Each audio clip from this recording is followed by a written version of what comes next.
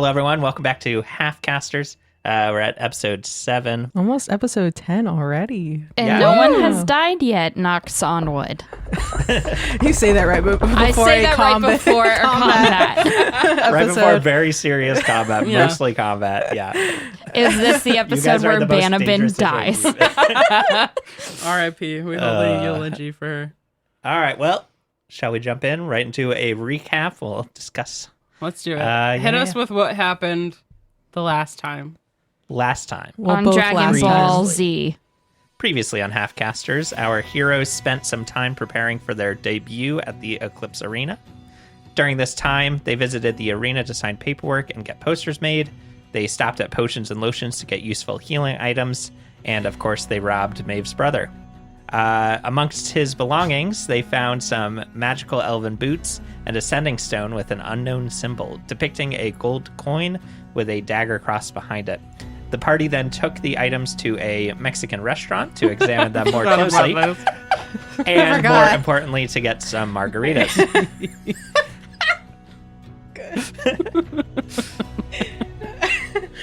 They then discovered that the sending stone was linked with one belonging to an unknown woman who inquired their identity before threatening them with violence and dropping the call. Unfortunately, no amount of free margaritas could convince her to open up. The team brought the stolen items back to Dom's room, where Maeve discovered a journal amongst Dom's things that described his secret dealings with the Thieves Guild to target specific citizens of Little Dultier. The next afternoon, the team traveled to the Eclipse Arena to prepare for their fight. Kira and Banabin immediately made their way to the control booth so that Kira could rig the arena sound system to play her highly curated playlist, thanks to the coerced help of a teenage PA. Finally, our team was ushered into the arena itself to the roars of the crowd eagerly awaiting them. And as the doors closed behind them, the exhibition begins. So, we're in the arena, this large circle. The arena itself is 80 feet in diameter, this massive circle, with 5 pillars in the center of it, creating like a plus sign in the middle. One in the center, I'll refer to them as the north pillar, the east pillar, the south pillar, and the west pillar. In addition to this, the arena itself, as the sun is setting, the sky is orange, we're getting darker and darker. The arena itself is lit by torches and a bunch of drift globes, which are like these floating spheres that light up the arena. You also see that there are these large glyphs scribed into the walls of the arena, which are likely there to keep the monsters you're about to be fighting trapped in this area. They're the same glyphs that you would see on the outside of the walls of the city to keep creatures out. These ones are here to keep the creatures in with you. Exciting. So yeah, that's the arena. The ground itself, it's like a hard ground with like this thin layer of sand on top of it. And as you guys enter to the sound of what was the band that was playing? Hold on, let me get my list. Piercing damage to the veil. Of course. Piercing damage to the veil is playing overhead. And you hear over the sound system, the announcer announces your entrance. Welcome one and all to the Eclipse Arena. Tonight, we are going to be witnessing the debut of a new trio of female fighters, the Dangerous Daggers. These 3 ladies are tough, they are skilled, and they are not afraid of anything. In tonight's battle, they will be facing off against 3 rounds of the most dangerous monsters in the multiverse. These monsters are scary, they are strong, and they are hungry for blood. But the Dangerous Daggers are not going to back down. They're going to fight these monsters with everything they have, and I guarantee you this is going to be one hell of a match. So sit back, relax, and enjoy the show, because tonight, the Dangerous Daggers are going to make their presence known in Lefkey. Here they are, your heroines, the Dangerous Daggers. The crowd cheers loudly, this cacophonous booming of noise. Oh my God! I love you, Bannerman! Because her poster did the best. They know her name, they don't know ours. Yeah, you look around and you see a lot of people wearing t-shirts, and you see a lot of All Bannerman Bannerman's shirt. There's like 4 Maeve shirts and that one Kira shirt. Bannerman hears her name from just somewhere and just is like, "Hey y'all!" On top Tiny of little Judy Hops waving on top of a robot dog. Doge 2.0. So you enter the arena through these large double doors, which you hear slam behind you, and you feel now you are enclosed in this arena, ready for whatever comes at you. So you guys, with the arena map that I gave you guys, with the circle, with the pillars and everything, you guys are entering in the southwestern corner, which is the bottom left on your map. Okay. And across the way, in the northeastern corner, you see on the ground a circle of runes and arcane glyphs start glowing this bluish white light. And from that, you suddenly see a form appear. A small form, almost humanoid. You're bracing for like a huge, massive creature, but it's just like almost gnome size. And you, as the light fades and you finally get a clear view of this creature across from you, it looks almost like a wizened and undersized gnome with a hunched back. You see like blood red eyes and like a sinewy frame. It has a pointed red leather cap, pants of similar material, and then these heavy iron boots. And then it's holding this like massive bladed weapon in the shape of like a sickle, so that circular thing. And this creature just standing there, like kind of like swaying back and forth, not really paying attention. And then it looks up at you guys, and then raises its sickle above the head, screams, and sprints right at you guys. Everyone roll initiative for the first monster. Oh my god. I can't believe we're fighting a sugar daddy. Yes, we'll learn more and more about this creature as we go. He's not wearing a shirt. You only talked about his pants. Yeah. He's has his tatas out and everything, right? It's canon. Sorry, it's canon now. Yep, definitely. He's got a hat on. But he's also got some old and boots. wizened, so his skin is very saggy. Saggy, but old man. He's also sinewy, so that means he's skinny, right? Is that sinewy?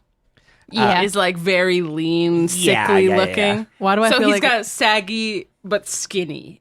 saggy, skinny, and why do I feel like he's wearing like alligator print? Like it's red and alligator print with like cowboy boots. Yeah. Except they're iron cowboy boots. They're like these big Iron metal cowboy boots, definitely. So cute. Cool. All Fighting right. the sugar daddies. Let's grab our, what's our initiative numbers? Shout 'em out. Banabin got 14. Lovely. 10. Lovely. I got a 0. Really? Yeah, because I have -1 and I rolled a 1. Nice. Good to hear. Yeah. All right. Sounds good. So we've got, Wait, how do you have a -1 to initiative? Because my dexterity is 8. so She's -1 slow. bonus to dexterity, which is what our initiative is on. Yeah, She your clunky. Banabin's initiative is very high for what you'd mostly expect. But it's because your dex is high, right? Dex is high, and she has a bonus well. as a Harengon. Ah, yeah. That makes sense. Yeah, Dex is my second highest stat. That makes sense. Rivaled only to intelligence. Oh my god. Book nerd. Book nerd. All right, so Banabin, you're up first. Okay. You see this creature is on the other side of the pillars from you guys, and you actually you haven't seen this creature before, but you recognize the stories of what this is from the Feywild, which is your home. This is called a red cap. Banabin is conveying this information Yes, to everyone, just stating it already so you don't have to worry about it. Sounds good. Some very basic information, and you can, if you want to spend some time on your turn trying to get more information, you can feel free to make history checks or whatever. But the basic information is that red caps it's like a homicidal fey creature born of bloodlust.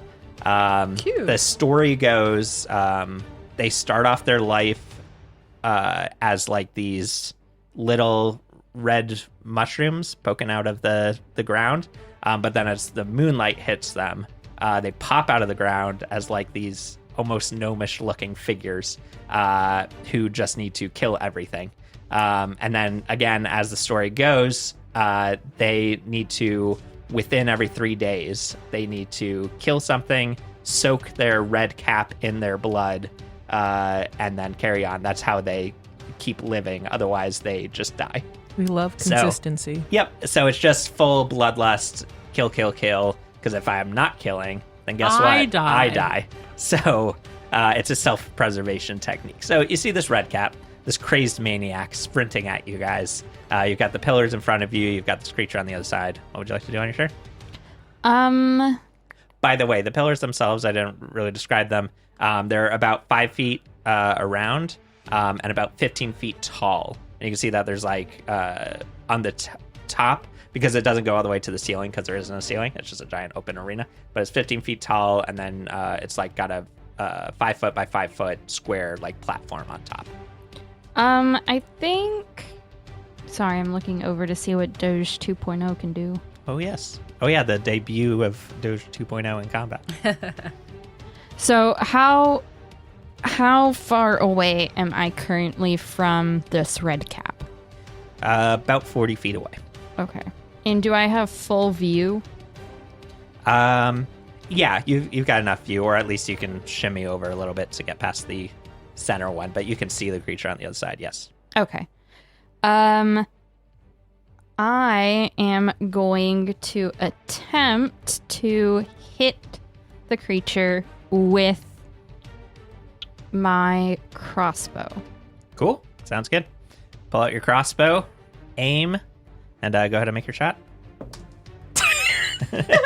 She's back. 5. 5. Fantastic. Yeah, the face What you do you made add was to very that?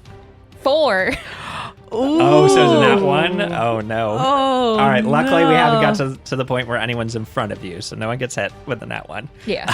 But you see the arrow flies across and just strikes right into the pillar in the middle. Yeah, there you go. Simple as that. All right. So for the other thing... You got movement and bonus action, and then, yes, Doge 2.0 can acts on your turn as well. So I believe, correct me if I'm wrong, you use a bonus action to have him make attacks and stuff like that? No? It does not look like it. I'm just going to look up the rules on that because it's our first time using it. Yeah, all good. Because specifically the one I'm looking at is potentially doing the help action. So Banabin jumps off of Doge 2.0 and commands Doge to go help Maeve. Great. Got it. It can move and use its reaction on its own, but the only action it can take on its turn is the dodge action, unless you take a bonus action on your turn to command it to do something else. Gotcha. So it'll do the dodge action automatically, which means that any attacks against it have disadvantage. But if you want it to do anything else, like the help action, then you just have to take your bonus action to do it, which you're not using it for anything else, so might as well use it for that. Yeah. So Cool. All right. That's totally fine. I'll just say that Doge 2.0 is just going to follow along. Who are you giving it to? Maeve. Perfect. Maeve, Doge 2.0 just sidles up right next to you, doing the... Super well-trained golden shepherd exactly. move. Just hovering, just like like half a foot off the ground, comes over to you, and woof woof, and then it's just going to follow you in a battle and help you out with whatever you're doing. Cool. Radical. Cool. Woof woof. Extremely humanoid voice. Woof.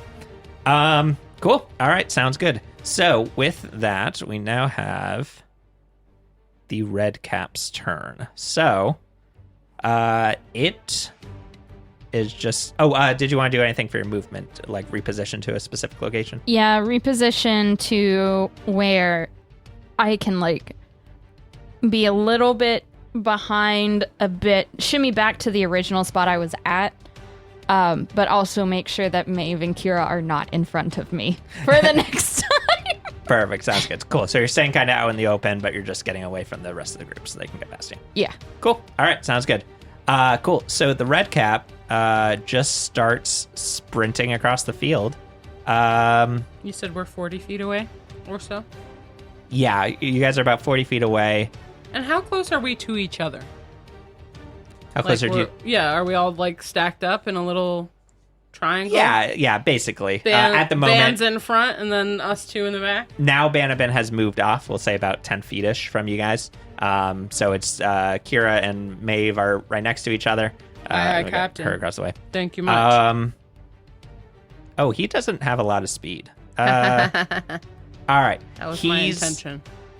I think he's going to run towards the middle, towards the center pillar. And he's going to take... actually, how intelligent are these guys? Standard intelligence. Absolute 0. 10 intelligence. Great. Cool. So smart enough to...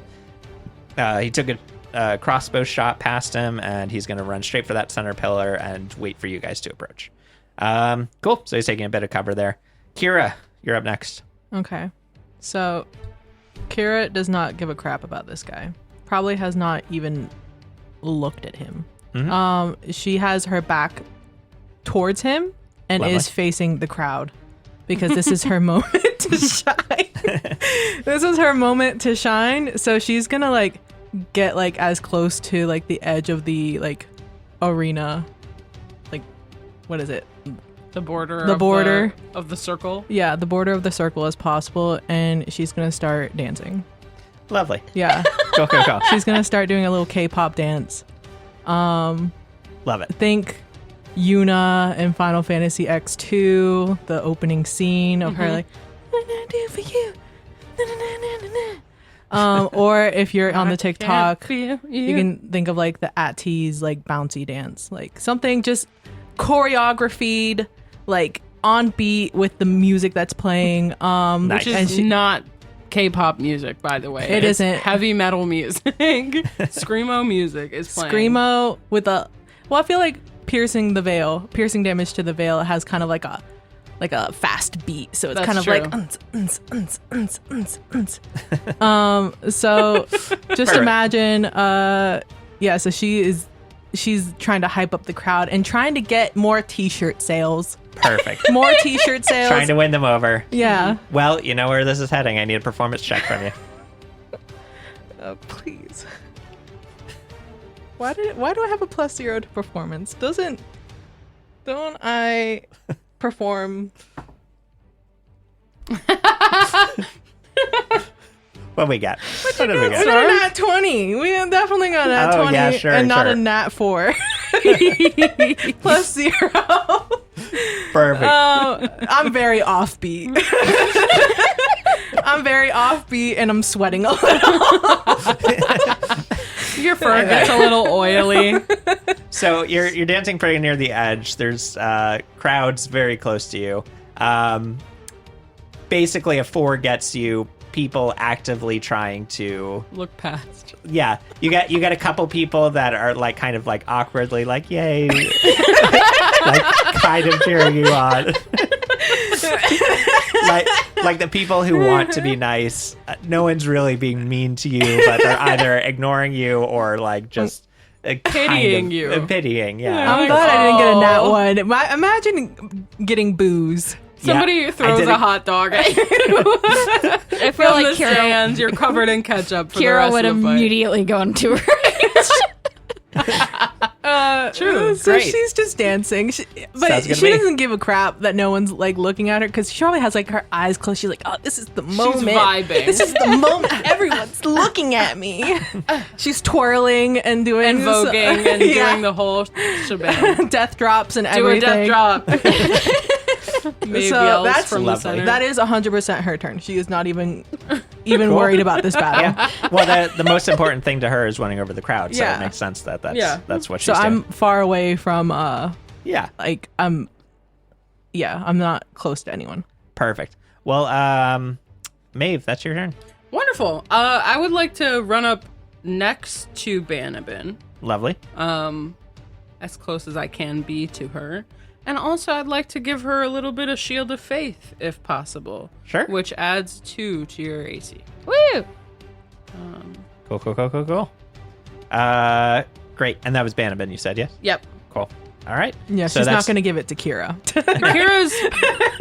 Kira literally told me to fuck off with that last move. So, yeah, you don't get it. Cool. All right, you got a bit of movement left. That was only a bonus action to cast. Yep. Unfortunately, though, I suppose this is up to you, Darren. Yes. No, actually, never mind. It's not up to you. It's not up to you, and I don't care. Makes sense. No, that's it. That's all I want to do. I don't have any ranged weapons. I'm a melee fighter, Cool. so I mean, you do have enough movement to get to the red cap. If I don't you want to do that. Cool. So you I want to want kind it of keep to your come distance. to me. Do you want to stay next to Banabin? Yep. Cool. All right. So I'm Banabin, playing Doge 2.0, and Maeve are all standing over there. Yeah. We got Best defense is a good offense. we got Kira over sharing getting the crowd amped up as best Except she can. they're not. Now they're tired. They're over it. They want to go home. Cool. And then we You see a few people just stand up and start walking out. cool. With that, we jump back up to the top of initiative with Bannerman. Bannerman's gonna turn around and yell to Kira, "Hey, this red cap said that Two-Piece is absolute trash manga, and that we should just go and burn them all."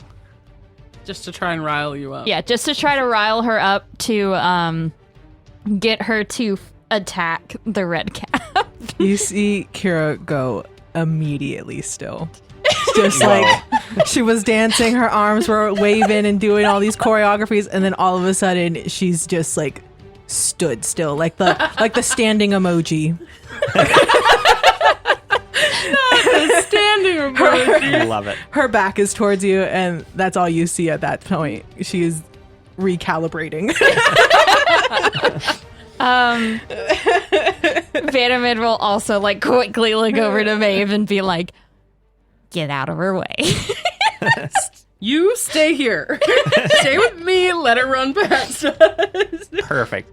Great. And yeah, you still have your whole turn here. So if you want to do anything else, the red cap's kind of hiding behind the pillar, but that just means that it has quote unquote 3/4 cover. So you could still shoot at it. It just has a higher AC.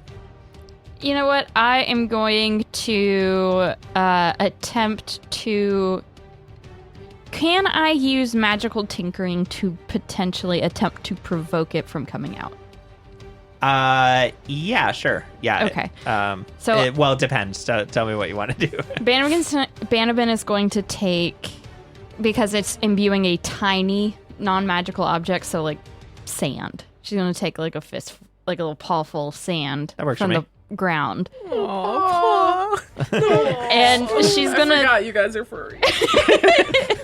She's going to toss it after imbuing it with the sound of typically like in the Fae, like leaves or something crunching, signifying that something's close, like someone's accidentally stepped on like a twig. And she's going to throw it to where it is, as best as she can get it, between the red cap and Kira, so that when Kira turns around, she's just... The red cap is going towards her, and then Maeve... She can go towards it. Yeah. Cool. So it sounds like you want to kind of direct its attention towards Kira. Yeah. Provoke it, and also direct it, because... Yeah. Get it to come out of hiding and direct it at Kira. Cool. Okay. Yeah. That's totally fine. I like that. Yeah. It's an action to do that, right? So Yeah. powerful enough to make it happen. Cool. I like it. Great. So yeah, you throw this across. It is now the red cap's turn, so we'll see what it does on its turn. It is going to hear the sounds of like crunching. You're acting on its like primal nature to go after the sound to Good old get the kill, instinct. get the blood. Yeah. And it immediately turns around the corner from the pillar. It sees Kira, and then it just goes sprinting at Kira. And it's actually going to use its Ironbound Pursuit ability, where it just sprints straight at you, Kira. You've turned around now. You see it sprinting at you. I have not. No, she's still facing Oh, the crowd. fantastic. Yeah. Great. So then you don't see it's sprinting at you. Jump up into the air feet first, both of its feet in front of it. And you just feel 2 iron boots collide straight into your spine. Ooh. I do need a dexterity saving throw from you, though. Youch. Oh, and I have a bandage. Y'all ever got Well, you kicked did. in You the can't back? see it, so you don't get advantage. You just said. See, will not be blinded, deafened. Oh, ooh, that doesn't count. Out of the box, baby. 10. 10. Fantastic. So it does get through. It's gonna do a bunch of bludgeoning damage to you. Beautiful. A total of 29 bludgeoning damage. 29. You Directly maybe to your should have spine. turned around, bud. 29. It's for the lulz. And For you're the lulz. knocked prone. So you're just hit by this thing. You've like frozen in your dance motion. You're like, I gotta kill this thing, and you just get this collision in your back. You fall straight forward onto the ground. This is perfect. 29 damage. This creature is now above you, This is perfect. and it's now your It's not. turn. It is perfect because I'm going to go into a rage. Lovely. All right, you're in a rage. No. This is not just any old rage, Darren. Fair enough. So I am on the ground. I take it I'm like on my belly, basically. Yeah. He Yes. hit me from behind. So first of all, I am enraged because of what Banabin said. Like the 2-piece, all of that, and then all of a sudden I get hit. I am incredibly hurt. Everything is like swirling like in my head. I hear probably Malarix is saying something like get up, you know, I don't and being that like I'm literally so close to death right now that something in me just kind of snaps and Kira starts to shake, and usually when she rages it's just like the hair on her skin just kind of like poofs up like a poofed little cat. But all of a sudden you start like seeing like steam or like just like something is not right. And I would like to roll to see what is not right. Perfect. So we got our surge. Yeah, go ahead and roll Our it. first wild magic surge. And Kira does not know what's going on. So this is going to be fun. Wait. I picture her like on the ground hissing. Like Yeah, like full she's cat. feral. Yeah. She's going feral right now. Yeah. Roll on the wild magic table. Cheeky little D8.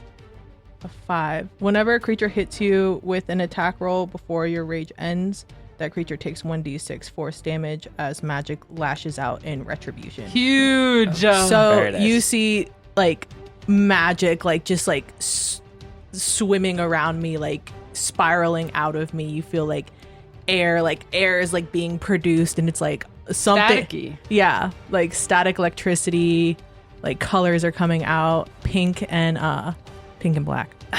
Obviously. And her eyes are like glowing. Yep, perfect. Malarix, you hear in your head is like, whoa, didn't expect that one. Just go with it. Use that one. That's fine. Kira has no thoughts, only fight. So she's gonna try to get up. Perfect. Sounds good. Yeah, half your movement gets you up.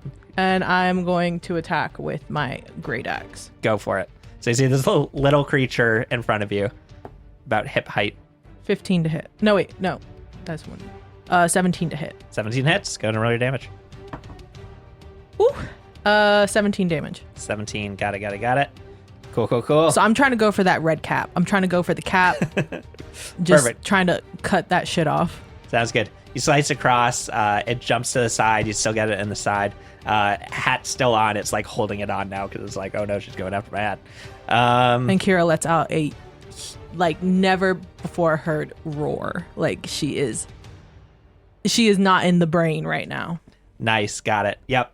Yeah, it's the sort of thing like in an anime or cartoon where your pupils go away and it's just white eyes. Yes. Perfect. Love it. Cool. Rock Lee opening the doors. If anyone understands that reference, I love you. I'm sure that plenty of our audience gets that right. I literally, the second you got kicked, I was like, oh my god, this is going to be Kira's Rock Lee moment. And I was going to say it out loud, but I didn't want to interrupt you. Ooh, Cool. Rock Lee. Great. Well, that's your bonus action, your action. Next up. Also, hold on. Sorry. When I made the Rock Lee comment, did I call them doors or gates? You said doors. You said doors. No, The Rock Lee doors. that was the wrong word. It's the gates. Okay, we need to re-record that because I'm literally not making the wrong Naruto reference. Okay, so Sure, just make the reference again. It's like Rock Lee opening the gates in Naruto. And if you understand that reference, hell yeah, brother. Yeah. Yeah. And you gotta say that. Yeah, totally. Yeah, the gates. The gates. Not the doors. You could tell I was 3 shots in. And cut. Darren, future Darren, splice that in. And splicing it in. And I'm definitely not going to forget. Darren, you bet I'm going to be listening to this episode. No, you won't. No, you won't. I won't, but please don't embarrass me like this. You got it. Yes, ma'am. All right, next up is Maeve. Oh my god. So yeah, you have Kira Dead. magically Dying. freaking out in front of this red cap. I'm being so cool. And How badly is Kira freaking aching? Like, if I got kicked in the back, I would be like hunched over, like. You could hear my spine cracking. Okay. yeah, it's also difficult to tell with Kira, especially when she's raging, because she'll just go, and it's hard to tell. That's true. It's like the adrenaline rush. How much she's hurting because she doesn't show it. But like, I you could heard tell- the force of the kick You could tell that from that was 15 feet away. Yeah, just like a very directed 2 metal feet directly into a back at high right. speed. Rad. Maeve immediately whips around and runs back to Kira to be within 5 feet of her Okay. so that I can heal my boy. Sounds good. You sprint on across the battlefield. Yeah. And I'm going to do guaranteed healing instead of random healing just because I know you need it. So we're going to use our Lay on Hands pool. Nice. Yippee! Please restore 10 HP to yourself. I would love to. Oh, I know it. Nice. Also, Doge has been following me Yep, Doge is just because I have not slowly commanded. hovering across. Yeah. Buzzing, Just see buzzing him alongside slowly me. going this way, and then Maeve turned. Okay, going back. Yeah. Turning. Exactly. Love it. He's like a Roomba. Exactly. That same sound and everything. Oh, just yeah. Roomba noise. 100%. Cool. All right. So you get over there, slap Kira on the back, send in some healing, stitch up her spine a bit, which Yeah. was quite misshapen. Cool. So that's your action. That's your movement. Anything else you want to do here? Nah, probably not. Yeah, Hold unless you got a on. bonus action thing you want to do. What I got? Let's see. Nah, I'm Gucci. Nah. Cool. All right, Bannerman, you're up. All right. So how close is Doge 2.0 to the red cap? It can be within 5 feet if you want to just have him go over there.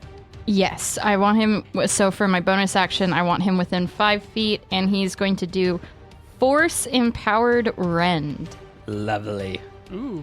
Cool. So what does that look like for Doge? So this is Doge's main attack. So what do you envision for that?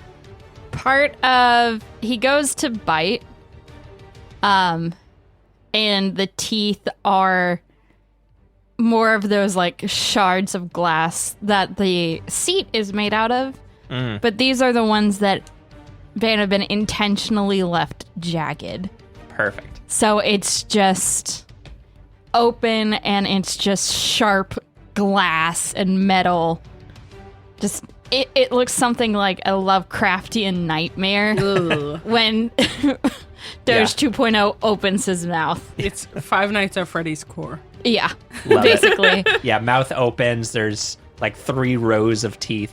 Love it. One of Cool. the rows are made of shards of glass. Just the worst. Yeah, of course. I love Get it. shredded, baby. Cool. Well, go ahead and make an attack roll for him then. All right.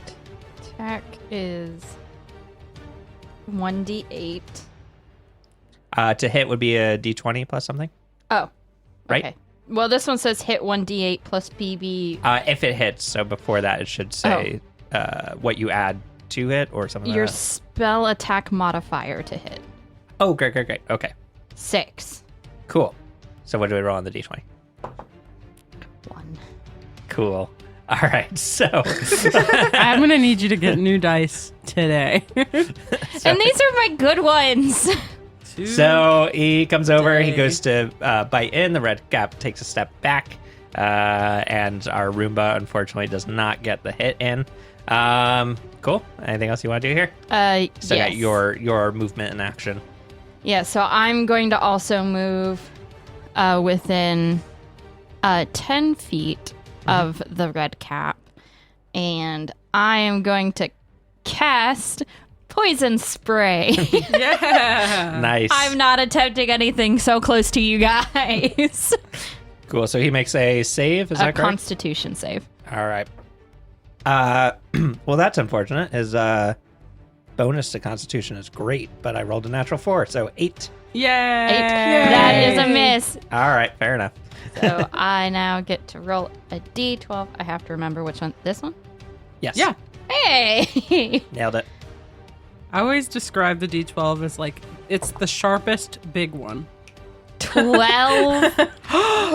I got 12 poison damage. Yes. Damn, Yes. son. We're getting good damage rolls. That's what matters. And he has Who no needs to hit if you resistances do or anything max to that, so damage? that's that. Nice. Good hit. Yippee! He is already looking quite hurt. Very good, very good. Got one massive hit in, and then, just gets poisoned. Great. What is he going to do? I think...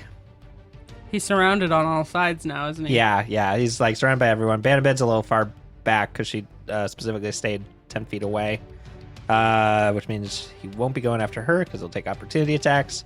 I guess Kira and Maeve, the smart thing, because he doesn't know about Kira's magic yet, would be to go after Kira because she's already looking pretty hurt. So he's going to go after Kira. So I'm going to roll to hit. But also, you're facing him I now. am facing him. Yes. And you're I'm raging. But raging. he's just attacking with his massive metal sickle. So we've got a dirty 20 to hit. Yep. We got a 18 to hit. Yep. And then we got a How many attacks this man got? 3 attacks. 7 to hit. No. What? All right. How are we only doing one attack? And this man got 3. That's Don't the worry arena about it. fight for you. All right. So 2 attacks get through. It's going to be a total of 20 damage. Halved. Halved to 10. Loved it. Plus, what is that magic surge you had? D6, right? Whenever a creature hits you with an attack roll before your rage ends, that creature takes 1d6 force damage as magic lashes out in retribution. So before you roll the force damage, go ahead and describe what that looks like as he hits you with a sickle. Oh. Oh god, I should have thought about this. Give me a second. Yeah, what color is the magic? What does it Oh, look it's like? black and pink. Obviously. Black and pink. And I feel like it's kind of like Alice in Wonderland, sort of like, what's it called? Like the Cheshire cat. Like how like he's like kind of like a zebra print. Mm-hmm. It's kind of like that, but like thorns, like briar thorns, like coming out of Kira and attacking Perfect. him. Sounds good. Yeah, But they're pink and black. they like shoot out straight and like stab him in several locations. Yeah. He rips back. And Kira's eyes are still white and she's still snarling. Perfect. So go ahead and roll a d6 for me. Does Oh, sorry. It's going to be both times he hits you, it goes through. It's like literally every time someone hits you with an attack. That's insane. All right, square so one. it's going to be 2d6 The triangle? worth of damage. The square. Square. Okay. I don't know if I should take your dice, Kara. I mean, that makes sense. The what? Roll yours for the second one. Yeah, roll Give that dirty thing back. Kara, we gotta get you some new dice. I got a whole pile over And here the for thing you. was, is these were so good. And a 5. Okay, So so 6 6 total. total damage. Nice. 6 force damage gets through. Awesome. Yeah, he's looking mighty hurt. And on his turn, he got hit more, which is annoying to me. All right, Kira, you are up next. Hold on, I gotta get my 10 damage. Okay. I am going to surprise attack. Hey, that makes sense. Kara is, and I. Could I make a perception check to see how badly hurt this guy is? Yeah, you can make a medicine or insight. Up to you. Both are so bad. Both are -1. But you know what? Maybe I'll get a nat 20. I got a 7. So, Nice. Kira's not in the mental to be worrying about anything like this. 4. So you don't know exactly how hurt, but he's looking pretty hurt. Okay, for flavor, Kira's gonna reckless attack. Lovely. Cool. I hate this. So you're gonna roll with that. You has a potion in your inventory and can take it. You can give me the potion. Attacks. Kira's going through something right Oh, now. I see you that. don't understand the pain Kira's going through. Right? I'm rolling The my eyes, emotions. audience. My eyes are in the back of my head. 17 to hit.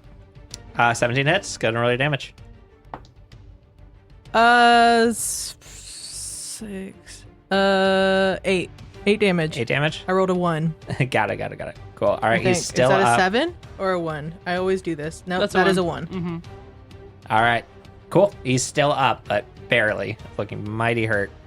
Great. All right, anything else you want to do on your turn? Still got your bonus action. And I can't use my kunai because I didn't use it in the beginning, right? Right, because you attacked with a different weapon. Yeah, I'm good. All right, sounds good. Over to Maeve. Cool. I'm gonna attack him with my big fat hammer. All right, sounds good. Wait, I also just remembered you guys have infused items. Yeah, I have mine equipped, so I'm getting the bonuses for it already. Okay. I don't know. Kira, I think that you already have it. We Right already axe equipped it. +1? Yeah. Okay, yeah. Okay. Yep. I got a natural 19 to hit. Plus Nice. 5, 24. All right, that hits. Go ahead and roll your damage. That is 5 damage. 5 damage. Go ahead and describe how you kill the first of your monsters. Oh! Maeve's first kill. Maeve looks around to see if any of her family's in the audience first. Go ahead and make a perception check for me. Really? Yeah. That was just flavor text.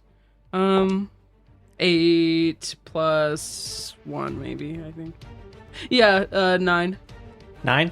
Uh-huh. Got it. Cool. It's a massive crowd. You can't Yeah, I can't pick them see out anyone. at the moment, but That's okay. She does briefly look though. Like the audience sees her look around at them before she does like a big, massive spin around, hammer straight to the side of the head, body flying, kind of like baseball hit. perfect. The body this little goes and the pointy hat is left behind. And it falls on the floor. Falls on the floor Aw. as the creature goes colliding across the way. You hear the announcer yell out, "Whoa, that was amazing, wasn't it, folks? All right, that's round 1. We're going to send our group into the green room to get patched up. Don't go anywhere. We got 2 more fights to go." And the crowd cheers. Thank God the we have massive green doors, room time. the massive doors open up as the 2 guards that were standing over there open that up for you guys. And you're free to go take a short rest in the green room. Oh my God, that was a blessing. Darren, I had my freaking shoulders tensed up to my ears. I was like, so "That was fight stressed 1?" that you were immediately going to put us in fight 2. No. Because that's what I would do. That's going to be for fight 2 and 3. That's going to be like the finale Yeah. sort of thing. Just back to back. In between, they'll tell you in between here if you ask them, but in between each round, you get a short rest. So that might mean that you don't want to spend all of your hit dice now, if any of you are using hit dice, because you don't get them back until a long rest. Mm-hmm. And then if you want to use any abilities or anything like that, you can do that now. Kira's having a little mentee bee breakdown. And no one has said anything about her little magic thing. Nope. Bannerman was just focusing I'm on waiting making for sure you to don't bring it die. up. Clearly you're going through it. I don't want to interrupt. Oh my god. You know? No. That's how Maeve is. Bannerman Maeve's will gonna kind let of you like feel it. walk over and be like, "You doing there? You doing all right there?" I just know I'm not like other girls anymore. I'm changing. I mean, I don't. but that's like super emo. It is, but this is a different level of emo, Bannerman. I had tendrils coming out of me, and as sexy as that is, I don't understand it. I mean, isn't that like what they say in like your mangas and stuff? Like that means that you're super special or something and gonna save the world? You know what, Banabin? You're so right. You're so right. I am not like other girls. Can I do I'm so special. I want to do some sort of check here to see how Maeve would react to this information. Bannerman's Because just Maeve's like older than Kira by a few years and has gone through this phase already. So I'm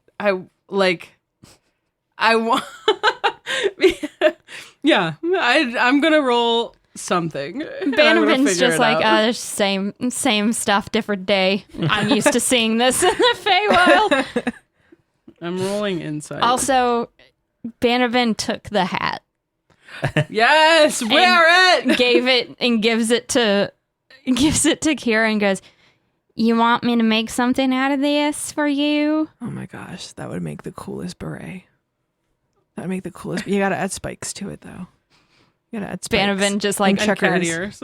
And cat ears. opens a A surprise slot for my cat ear headband to go through it. She opens a surprise slot on Doge 2.0 that nobody knew about. Starts crafting just a beret. Shoves the cap into there and closes it. Like a storage compartment. Yep. It's just like a little Doge hidden. 2.0 is also a purse, in case you were all wondering. Love it. Well, I got an 11 on my insight, which has kind of guided Maeve to be like, Kira is like, what Maeve is kind of thinking is like, damn, dude, like, it's cool that you have magic, but it doesn't make you like edgy and raw. It's just a cool thing that you have, and you should be proud of it and excited about it, but not like sad about it, is what's going on in her internals. But she's also like, dude, she's younger than you, and like has kind of like a sisterly feeling of just being like, let her have this. Like, if she wants to feel this and be brooding about it, she's allowed to do that, and you can just shut up. So she's not speaking this to you, but that is what she's feeling. It's just like she's probably sitting off in the corner, like looking out a window or something, just being like, just let her have it. Just let her have it. It's the most cringe thing in the whole world, and she should be happy about being able to be a cool badass in a fight. But clearly she's not, and that's okay too. That's fine. Kara, you hear a voice in the back of your head. Malarix pipes up and he's like, dude, that was awesome.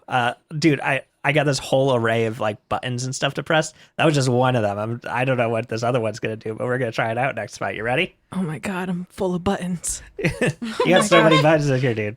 Pushing up my buttons, babe. Like okay, don't make it. What you That's gonna fine. do to me. That's fine. You don't have to worry. Never mind. All Pushing right, up I'm going my back to buttons, the. babe. I'm going back to the back. You push my buttons any day, babe. I love you. We'll get through this together. I know I'm a lot cooler now, and you must be intimidated by how cool I am, but I still love you, even if you know. Yeah. Yeah, all I right, still dude, love whatever. you. Yeah, it's fine. I was. It was cool, but now I don't know. The absolute delusions of this woman. I love it. If I don't make it out of this next fight, just know I love you so much. Ooh. Ooh, ooh. Yeah. All right. Yeah. Love you too, bro. And Malarix just goes silent. He's left, even though he's still there. Malarix has left the chat. Cool. All right. So over to you guys. Anything else you want to do in the green room before you head back out? Kira's gonna give a once over her body and see if like any holes of like where the tendrils were coming out or anything. She's not brooding. She's like more so just stressed the fuck out that all of a sudden at age 18 she's starting to sprout something. Things are sprouting inside of her. Yeah, you and have like she's these thorny just tendrils poke out of you, and now you like look around and everything looks normal and fine. And I'm like, just back to normal. what the fuck? You know, like when like okay, so this is kind of like a me thing as a kid, but I was like when I was like 12, I was like, oh man, I have all this trauma. I have all this trauma. I'm so depressed. I'm so emo. And then when actual real shit happened to me, I was like, oh shit, this is trauma. This is the real shit. So this is kind of like what Kira's going through, because she was like, she's been brooding her whole entire life about how hard and weird life is and how no one really understands her. And then all of a sudden here is a moment where she doesn't fucking understand herself. And she's like, what the fuck is this? What? Whoa. Whoa. This is a little bit too real. Kira's finally a half caster. How cute. Kira is coming through it. Wow, just 3 half casters hanging out. I will also say Banabin probably sees the like panic and understands that like in a like spiritual level because that's what always panicking. Yeah, Banabin 1 is always panicking too. That's what she was feeling when she first kind of fell into this realm. So she just kind of like goes up to Kira and just pats her with her paw. And I think for the first time, Kira's not gonna like try to push you away. Aww. I think she's just gonna be like, just kind of like hunch her shoulders over a little bit and just like sit there for a moment. The sitting emoji. Bannerman's probably Just absolutely dissociating, acting out emojis. Bannerman would probably just be like, I mean, that's very that stuff's like very protagonist female of you. Kira starts crying.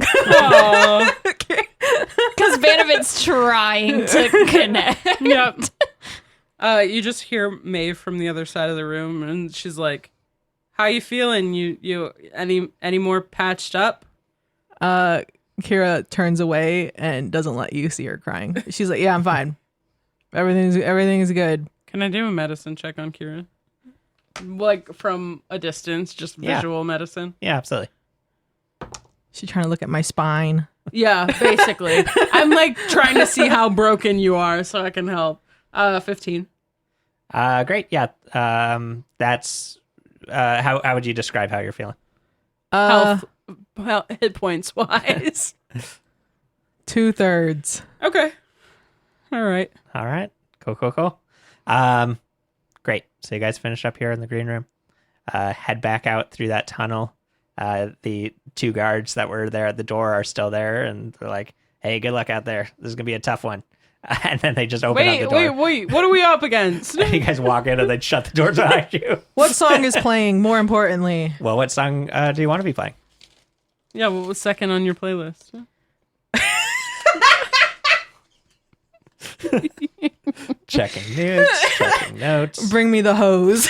Not Bring Me the Hose. I forgot about Bring Me the Hose. All right, so Bring Me the Hose starts playing over the loudspeakers. The fact that that's your Bring Me the Horizon clone, though, is Bring Me the Hose. It makes it sound like a aggressive hip hop band. It's not even a fantasy plan or anything. No, it's not. It's just Hose. It came in my head and then it just stuck and it made me laugh so hard that I was like, well, it's here now. I just remember you telling me that one and me being like, that's the only one that doesn't make any sense. That's the one I did not try on. That's the one that's purely for goof. So yeah, Bring Me the Hose is playing. Perfect. The crowd cheers as you guys enter. Doors Maeve's close behind pumping you. her fist. You have a moment here. You realize like how these fights work. Teleportation circles open somewhere. Monster will enter, and you have a moment here to like set yourselves up in the arena. If there's like a certain formation you want to be Can we see where in. the teleportation circle is? Do we assume it's going to be the same one? It'll likely be you. Make a perception check.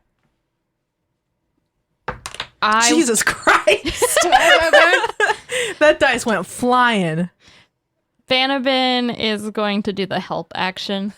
Great. So with advantage. That helped a lot, actually. But that's a dirty 20. Cool. So I got a 5 originally, for anybody wondering. So you guys entered from the southwest side. The teleportation circle that activated was in the northeast side. You take a quick look and you can see the like small etchings of teleportation circles below the thin layer of sand to the southeast and the northwest. So basically there's like the 4 quote unquote corners, even though there's not corners in a circle, these like 4 corners where you've got the door that you guys enter from, and then 3 more. So one has entered from the opposite side of where you are. So it's likely this one will either be to the right or to the left of where you guys are entering. So I think we should probably stick together. I think we should start in the middle. Kira's gonna look at y'all with like trying not to look scared in the eyes, and she's like, I think maybe we should split up just a little bit. Like, I don't know what's going on with me, and last thing I want is there's always the arc in the fan fiction where the protagonist has to like learn about their new powers, and I don't really know what the fuck's going on with me right now. So maybe y'all just go in front of me for a little bit. Looks you literally straight in the face, and she's like, "We're gonna learn this together then, because my legs can't carry me across this field to come help you." Benjamin just kind of goes, Team Manga, Steph. I put my hand in. Team Manga stuff. I put my paw in. Break. Come on. Let's just stay with us. It'll be okay. Cool. It's all good. Okay. So you guys are heading towards the center then? You want to be like amongst the pillars, basically? Yeah. Cool. Do you want to like surround the center pillar and kind of be looking out sort of back to back with the center pillar amongst you? That sounds pretty good to me. Cool. All right. Sounds good. So yeah, you guys post up around that center pillar, looking out, waiting for whatever comes in. Just because we don't know what direction it's going to come from, and I don't want us to be like right on top of it. Yeah. That'd be scary. Bannerman has also secretly commanded Doge 2.0, at least for the beginning, until we see someone come through, to stick close to Kira and blast the music to try to hype her up and make her feel better. Kira starts dancing. Yeah. She starts swaying, and then she starts slowly getting more and more into it until she's moshing. She's moshing by herself. Nice. She's just moshing and not like kind of just like thrashing a little bit. Yeah. You see Maeve do a little headbang to herself, also pumping herself up.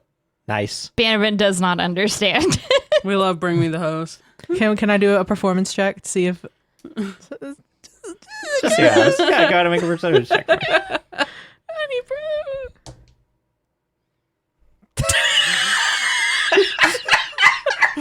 you get this time?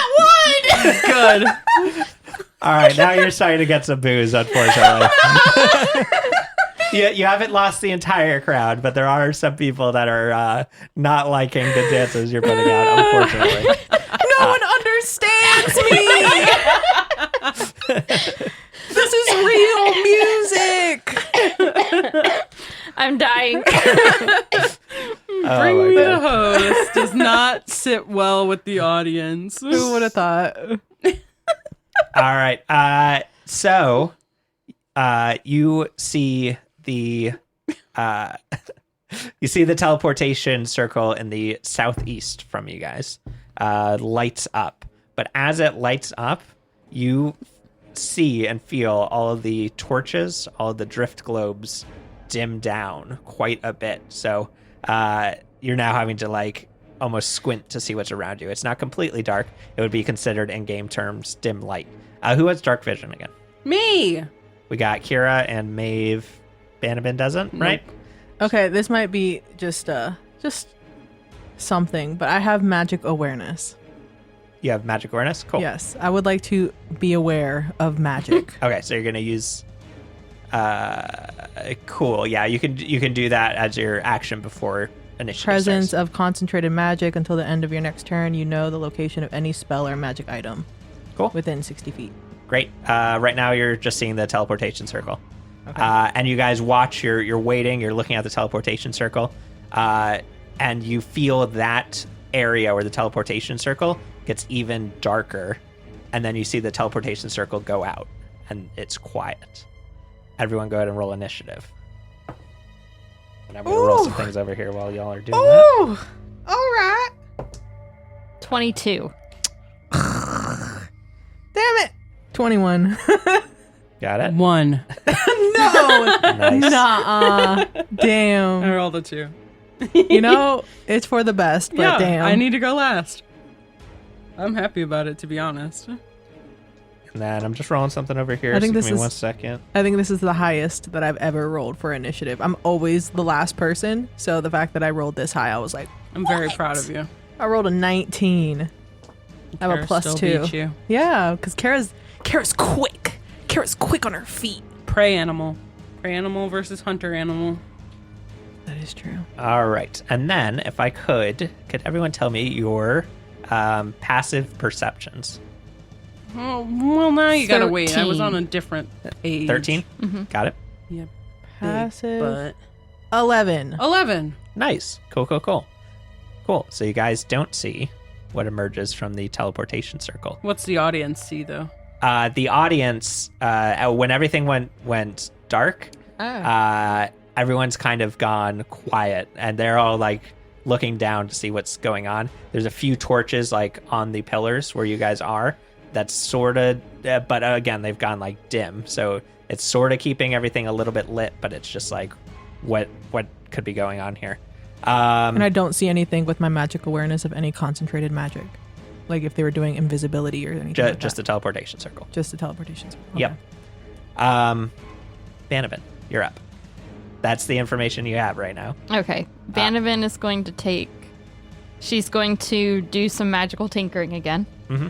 She's going to take a little paw full of sand, and she is going to put a 5-foot radius light on it Okay. and toss it in the direction of where the teleportation circle was. Got it.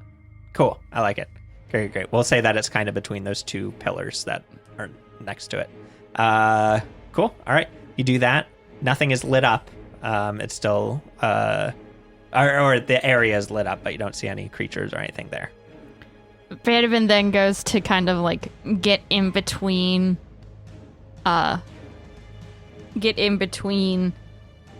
moves to get in between Kira and Maeve, and then also commands Doge to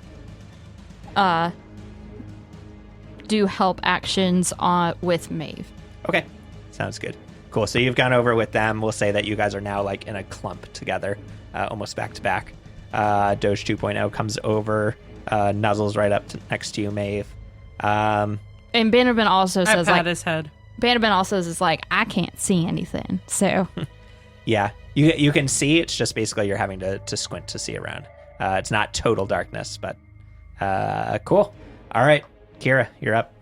So we don't know where anything is, right? Nope. Don't know where anything is. There's a little bit of light in that direction. But So to kind of explain game terms here, because this is kind of the first time this sort of thing has come up. If something is hiding and stealthing from you, they'll make a stealth check, and they're trying to beat whatever your passive perception score is. If they beat it, then you don't know where it is. However, if you want to actively look for them, you can always make a perception check. That does take your action, though, to do. So it's the sort of thing where it's like you could take your turn to try and find them. But I would still have my movement, right? You would still have your movement and your Okay. bonus action. Perfect. I would love to dance. Okay. So Kira is going to kind of like a ice skater on the ice. She's going to start like doing long jumps with her great axe and kind of just like swirling it around. Mm-hmm. Just for some flavor. Okay. Kind of doing like twirls and everything, which doesn't make any sense because Bring Me the Hose is playing. But Yep.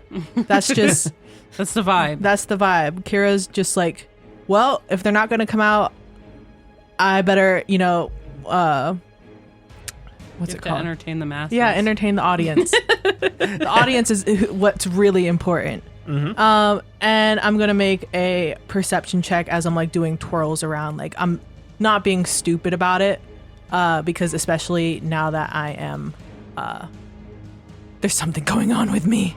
I'm a little bit more trying to be present. Okay.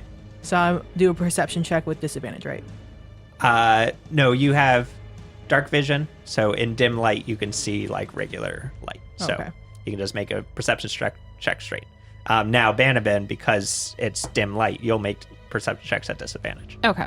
Now, Doge has, I forgot to mention this, a 60-foot dark vision as well as a passive perception of 10 plus the proficiency bonus times 2. So 14. Yeah, 14. 14? That still doesn't beat their stealth checks, but it's good to Just- Oh, well, I rolled a 14. know. Same thing. Then. Cool. You So look, I'm dancing. you look around, you still can't see anything. You're still staying close to the group. Is that correct? Yes. Cool. All right. There you go. Anything else? Not within 5 feet. I'm doing like 10 feet. Okay, so you take like a step or two. Oh, away yeah. from them. Like Okay. 10 Why would feet. you do this to me? Because what if they have a beam and they just shoot all 3 of us with the beam? I guess that's true. Usually it's a cone. Oh, then I'm So you're still going to be 15 within feet. it. No. All right. 15 feet away. I'm doing some twirls and some jumping jacks in the air, like a swan princess. Cool. Love it.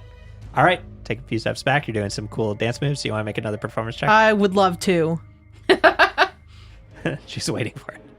Waiting for. I'm holding my breath right now. Stop it. What did you get? that one. And I'm using all different dice. You're just Look at it. I'm not even kidding. the dice gods are trying to tell a story. The And dice that's, gods are like, you fucking suck. It's my favorite because it only ever happens when you're trying to be cool. The dice said, no, Kira's not fucking cool. She's a nerd. Kira's going through her little journey, and no one has to love her because she loves herself. so Man, that's so funny. Do not tell me people boo at me. I will cry. that they're it's mostly that they're just paying attention to what's going on. They're trying to everything's quiet and still, and that's freaking everyone out. So it's almost like they have to ignore you to stay in the mood. All right, so you guys are looking around. The dim torchlight is causing all these like long shadows across the ground with the pillars and your own shadows, and you see them moving and dancing, and then you start noticing the shadows themselves are moving towards you almost, as you see these 4 like shadow blobs come in and stand up from the ground. These shadowy figures emerge, like Harry Potter Dementor like, and all 4 of them are going to go after Maeve and Banabin. What? And What? there's a reason. We'll get into it later. So let's do some attacks as Because I'm these intimidating creatures them. come in. my swan dance. They're actually just, they're like T-Rex. They can only see what's not moving and not what's moving. Also, don't forget that Doge 2.0 is within 5 feet of Maeve and I. Cool. Sounds good. The shadows are still only going after the 2 of you. Is there like an ability or something? Deflect attack. Great. So you want to use that on one of you guys? Yeah, it says that the defender imposes disadvantage on the attack roll of one creature it can see that is within 5 feet of it. Cool. Sounds good. So just one. You get to choose. Do you want it to be on the first attack that's coming in, or do you want to wait a couple attacks before you trigger that? Because he'll get 1 per round. So, and there's a total of 4 attacks coming into the 2 of you. If you use it on my first attack, I've got something that'll use it on your first attack as well. Okay, so the creature. So this is saying for the creature. Yes. So the creature, if the creature has 4 attacks. No, it's 4 creatures, 1 attack each. And it's a reaction to do that. Okay. So he gets to do it once, and then he's used his reaction, and he's got to wait for his next turn. Okay. Doge 2.0, that is. Then, yeah, I'll use it. Do you want to use it against an attack against you or against Maeve? Against Maeve. Okay, And sounds then good. Maeve to I've got my my thing to use against Banabin as well. Y'all Love are it. just like, compound defense, and extremely I'm just like defensive. in the distance. Yeah, do I still have that +2 to my armor class or no? Nope. That Okay. has faded because of the short rest. Okay. Darren's doing that on purpose to nerf me. So, Banabin. Okay. First attack with disadvantage, thanks to Maeve defending you with her shield, is 9 to hit. First Misses. attack. And then the second shadowy creature is a 14 to hit. Misses. Fantastic. All right. Then over to Maeve. First attack is coming in, and you just see Doge 2.0 jump over and just bites onto the arm of the shadowy creature, which has to like tear away, and a 7 to hit. Which Good I'm job, assuming misses. Doge. I pat him. And then the next one, I can't hit you guys, is 11 to hit. You couldn't hit me anyway. It's dark. We can't see, and they can't see us. Yep. I'm extremely hard to hit. Cool. And then they can't really move away from you without taking attacks of opportunity. Actually, they are going to do that. You see all 4 of them shift away from you to try and go back into the shadows. And all 3 of you guys, Doge 2.0, and the 2 of you, Kira, you're too far away, so sorry, get attacks of opportunity. Do you want to all attack one creature, or do you want to attack 3 different creatures? It doesn't matter. I got a nat 1. All right, fantastic. Let's Why don't we do Banabin's attack first? All right. This would have to be a melee attack, so if you want to use your dagger. Okay. Then yeah, let me look at that. Why would it have to be melee? Opportunity attacks have to be melee. Oh. 11. 11? Unless you have a That feat does that lets not you do hit. spells. Okay. And then Doge 2.0 gets an attack with his Force Friend, or whatever that's called. Oh my god. 19, 20, 21, 22 to hit. 22 to hit. That definitely Nice hits. Cool. job, Doge. All right, so Doge gets the damage in, so you can go ahead and roll your damage for that. Okay, so that's a 1d8. Do you have a different one?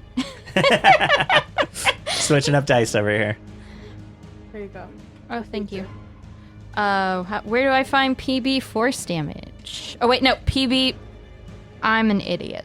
PB is your proficiency bonus. Yes, so 3 force damage. Because you rolled a 1 again? On the damage, yes. Nice. Okay, cool. So 3 damage. What kind of damage is it? Force. Force? Great. Oh, lit. That gets through their resistances and such. Cool. Lit. All right. So It's 3 lit. damage gets through. That's nice for you. That means you can hit them. You see that Doge like bit the arm of the one that was attacking Maeve and just held on. And this creature had to like rip itself out of the mouth before going back. And they're all going to use their bonus action to hide and try and hide amongst the shadows and pillars everywhere. So let me roll all their stealth checks real quick. Why do you say that I can hit him? Because you have a magic weapon and I don't. If they're resistant to force damage or not force, but usually piercing, bludgeoning. Oh, with this magic weapon. Okay, cool. So this is going to be a Maeve provides information type of fight. And you guys have to sweep it up. Okay? This is an information piece. Passive perceptions besides Doge. What did you guys have again? 13. 13? 11. Cool. Great. So you guys are having a tough time seeing here with where these guys disappear. But Banabin, you watch Doge continues to bite onto the arm of this one shadow and follows it behind a pillar and just keeps like holding on. And you just see Doge sticking out, like biting onto some like shadowy arm. I communicate this Yeah. to them. And you guys can see this after this. But that's only one. Or is that all of them are back there? One. The other 3 have disappeared into the shadows, and you could try and locate them, or with perception checks, or you can go after this one that hasn't escaped. Gotcha. Personally, in my mind, I say go after the one that hasn't escaped.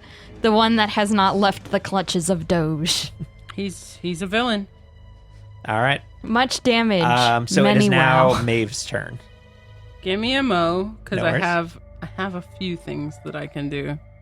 But I think I'm gonna do the thing that I've been planning this whole time. Which Gasp. is I'm going to good old divine sense them.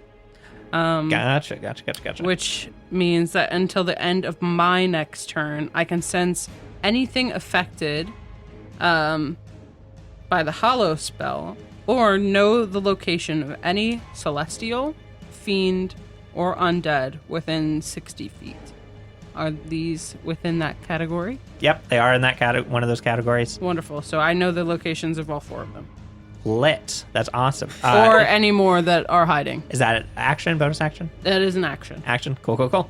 Great. So you basically, actually, what does it look like to you to like to see these creatures or know where they are? I picture it like Maeve's eyes like glow gold for a second. Like they like cover amber gold, and she has like magical vision of like almost like a X-ray vision type of thing, night vision goggles type of vision. And she's like, there they are. And just points them out. Perfect. You see them all like on the outskirts, just outside of where the pillars are, and they're like moving around out in that shadowy area. You see 2 of them are moving up towards where Kira is, staying on the other side of the pillars, like they're getting ready to move in and attack. You see the one that Doge is attacking just behind the pillar of where you guys are. And then you see one more that's moved just behind a separate pillar, but is waiting to come back in and attack either you or Banabin. I like turn towards Kira. I'm like, time to get mad. Time to get mad. Hulk out, girl. Any movement or bonus action you want to do? I'm still within 5 feet of Banabin and Doge. Yes. Yeah, we'll say. Then no, I would like to stay where I'm at. Fantastic. All right, Banabin, you're up.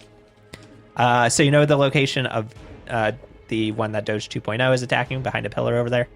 And then you know there's 3 more around their general location. Okay. Would it be possible to move to where I could attack the one that Doge is like latched onto? Yeah. Okay.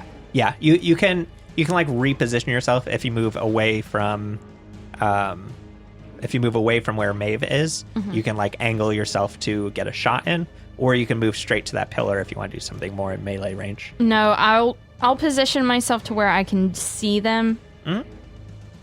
And use my crossbow. Perfect. All right, go ahead. I am, because it was hiding behind the pillar, I'm going to give it just half cover, so it'll add 2 to its armor class. I was going to move to where Yeah, you can still see it. If you want to use your full movement and not move back after your turn, you can get to where you can see it completely. If you want to move out and come back, then it'll still have a bit of cover. Okay. Like right now, it's like completely hidden where you are. If you want to stay near Maeve, but like leave and come back.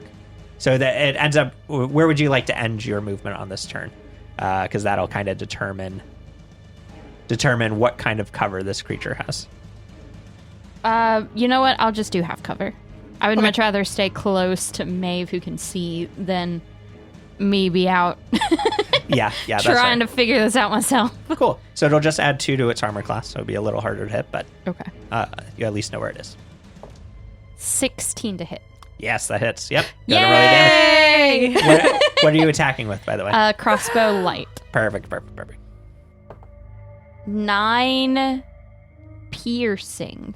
Nice. Cool. All right. It fires across. It goes through it. You see that the like its shadowy form like almost parts a bit as it goes through. So you don't get the full impact, but you do a bit of damage.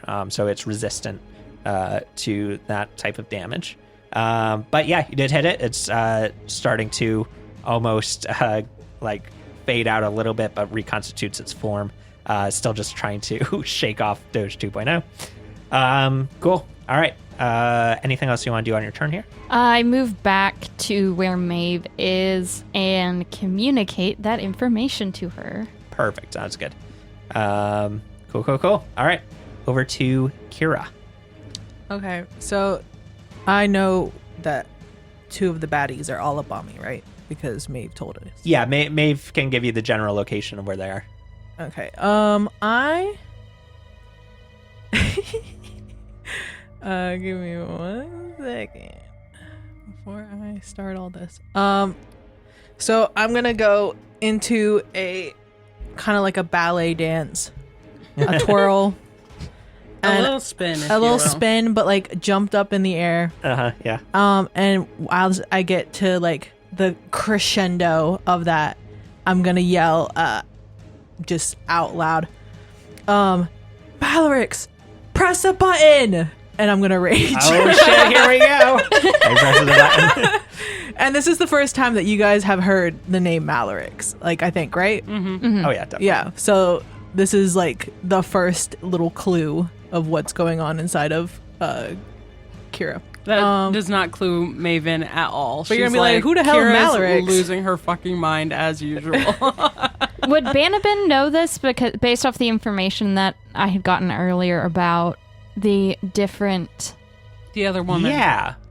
The other You hear woman. Malarix, and you remember reading that as the devil that was put inside a magic bracer, which you suspected was the same bracer that she picked up, but now it's all but confirmed.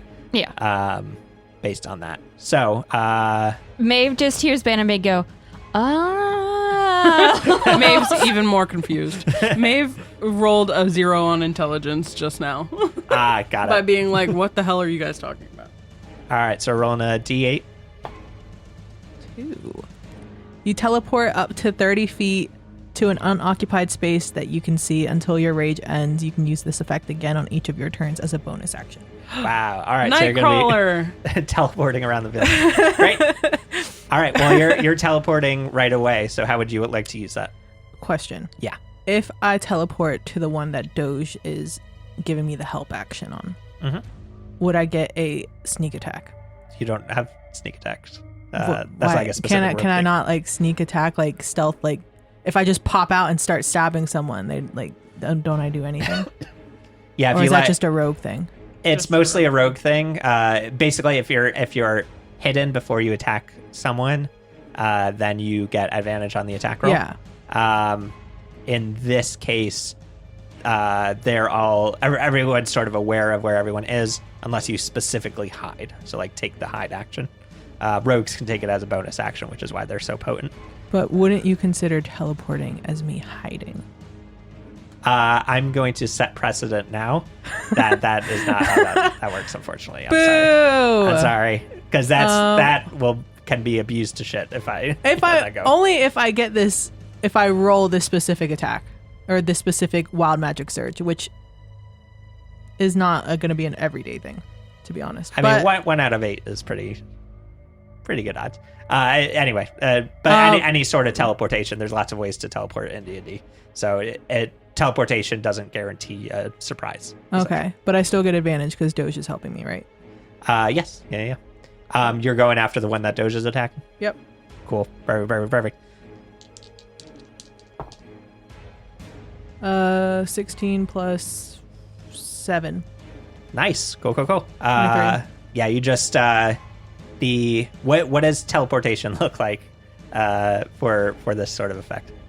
Is it like you poof in pink sparkles, or it's more emo than that? What do you think? Definitely dark shadows. Cool. So I'm kind of emulating what they're doing. Yeah, you were watching them, and exactly emulate Said, just that. "Ooh, The cool." shadows, the shadows of the earth like come to you and Like, surround you, yeah. and then dissipate. And gobble me up, And and you're then gone. Yeah, I'm gone, and then I poof in like a not a firework, but like a smoke screen. Perfect. Of black, super black and dense fog. right. And yeah, as that pops up, an axe just falls out of that smoke, collides into the guy. What's your damage? 10. 10 damage. Excellent. And you're using Banabin's magical enhancement on that, so it's magical damage, which cuts through their resistances, and the full 10 gets through, which means you slice right through this shadowy creature, and it dissipates into a smoky fog, and you've killed it. Yay! Nice. I pet Doge 2.0. He's a good dog. Doge is like looking around, like trying to figure out where the shadow went. Just sad. I'm getting my emotional support Doge 2.0 because I'm like, now I had tentacles earlier and now I'm just popping out like a daisy in the ground. Perfect. Yeah, Doge comes over to you and starts licking your face. What is his tongue made out of? Glass. Sandpaper or... His tongue is made from like polished, like super, super finely polished crystals in stone. So it's Like cold. but It's cold, soft. but soft. Perfect. So you got this like cold, rigid tongue, but in like a soft way, rubbing up against your face.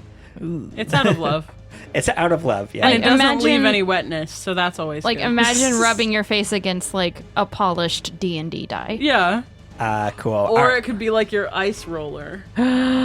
Just cold and icy. I want to roll my face right now. Don't you dare. Sit down. All right, the shadows are going to go now. We've got... I don't know if they would go after Kira still. They're interesting Kiwa. creatures with motivations and such. I think...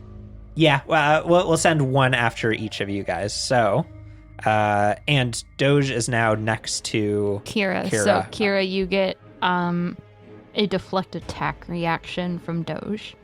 So the attack against Kira is at disadvantage. Yay. And so is the one against Banabin. Ooh, would have been a 16. Instead, it's an 8. Then the one goes to attack Banabin. Maeve, you turn around to block it with your shield. And with disadvantage, we got a... Oh my god, was going to be an 18, but instead it's a 7. And then finally, last but not least, we got a shadow coming right up against Maeve. Nice vanilla attack. Natural 3 is a 7. I cannot hit you guys. All right, I think they're all gonna stand their ground this time because it's a little bit more difficult to. With all 4 of them in one location, it was easier for them to escape with attacks of opportunity. But now that they've split up a bit, that's going to be more difficult. So they're all going to stand their ground where they are. You see these shadowy figures towering over you, or if you're Kira, at the same height as you, looking at you eye to eye. And Maeve, you're up. So you got these 2 shadows surrounding you and Banabin. Cool beans. I have a cool thing, but I don't want to use it yet. Use it. No, because what if the next fight is also multiple guys? That is true. You know, and that's the hardest fight, so I want to save it for that. But what if it's only one guy and then I feel robbed? I feel... Can I do a insight check on my DM to see if... Yeah, it's going to be like, Maeve has no Give way it of advantage because you're her husband. Yeah. I'll tell you what, if you roll a raw d20 and roll a natural 20, I'll tell you how many creatures are in the final fight. Just roll a nat 20, it's fine. 3. All right, so quite the opposite. Okay, fine. I have a feeling it's going to be multiple because that's like how it's hard. You know, there might Yeah. be like one big what if baddie, it's but one then there's big like baddie. one big baddie, but probably like maybe like a couple minions. Because that's how usually like it evens out. I'm staring into Darren's eyes to see if I can read him, in case anyone was wondering. And I'm staring back intently. And I can't And a little read scared. him. And a little horny. Okay, yeah, I'm just gonna swing that hammer, baby. Sounds good.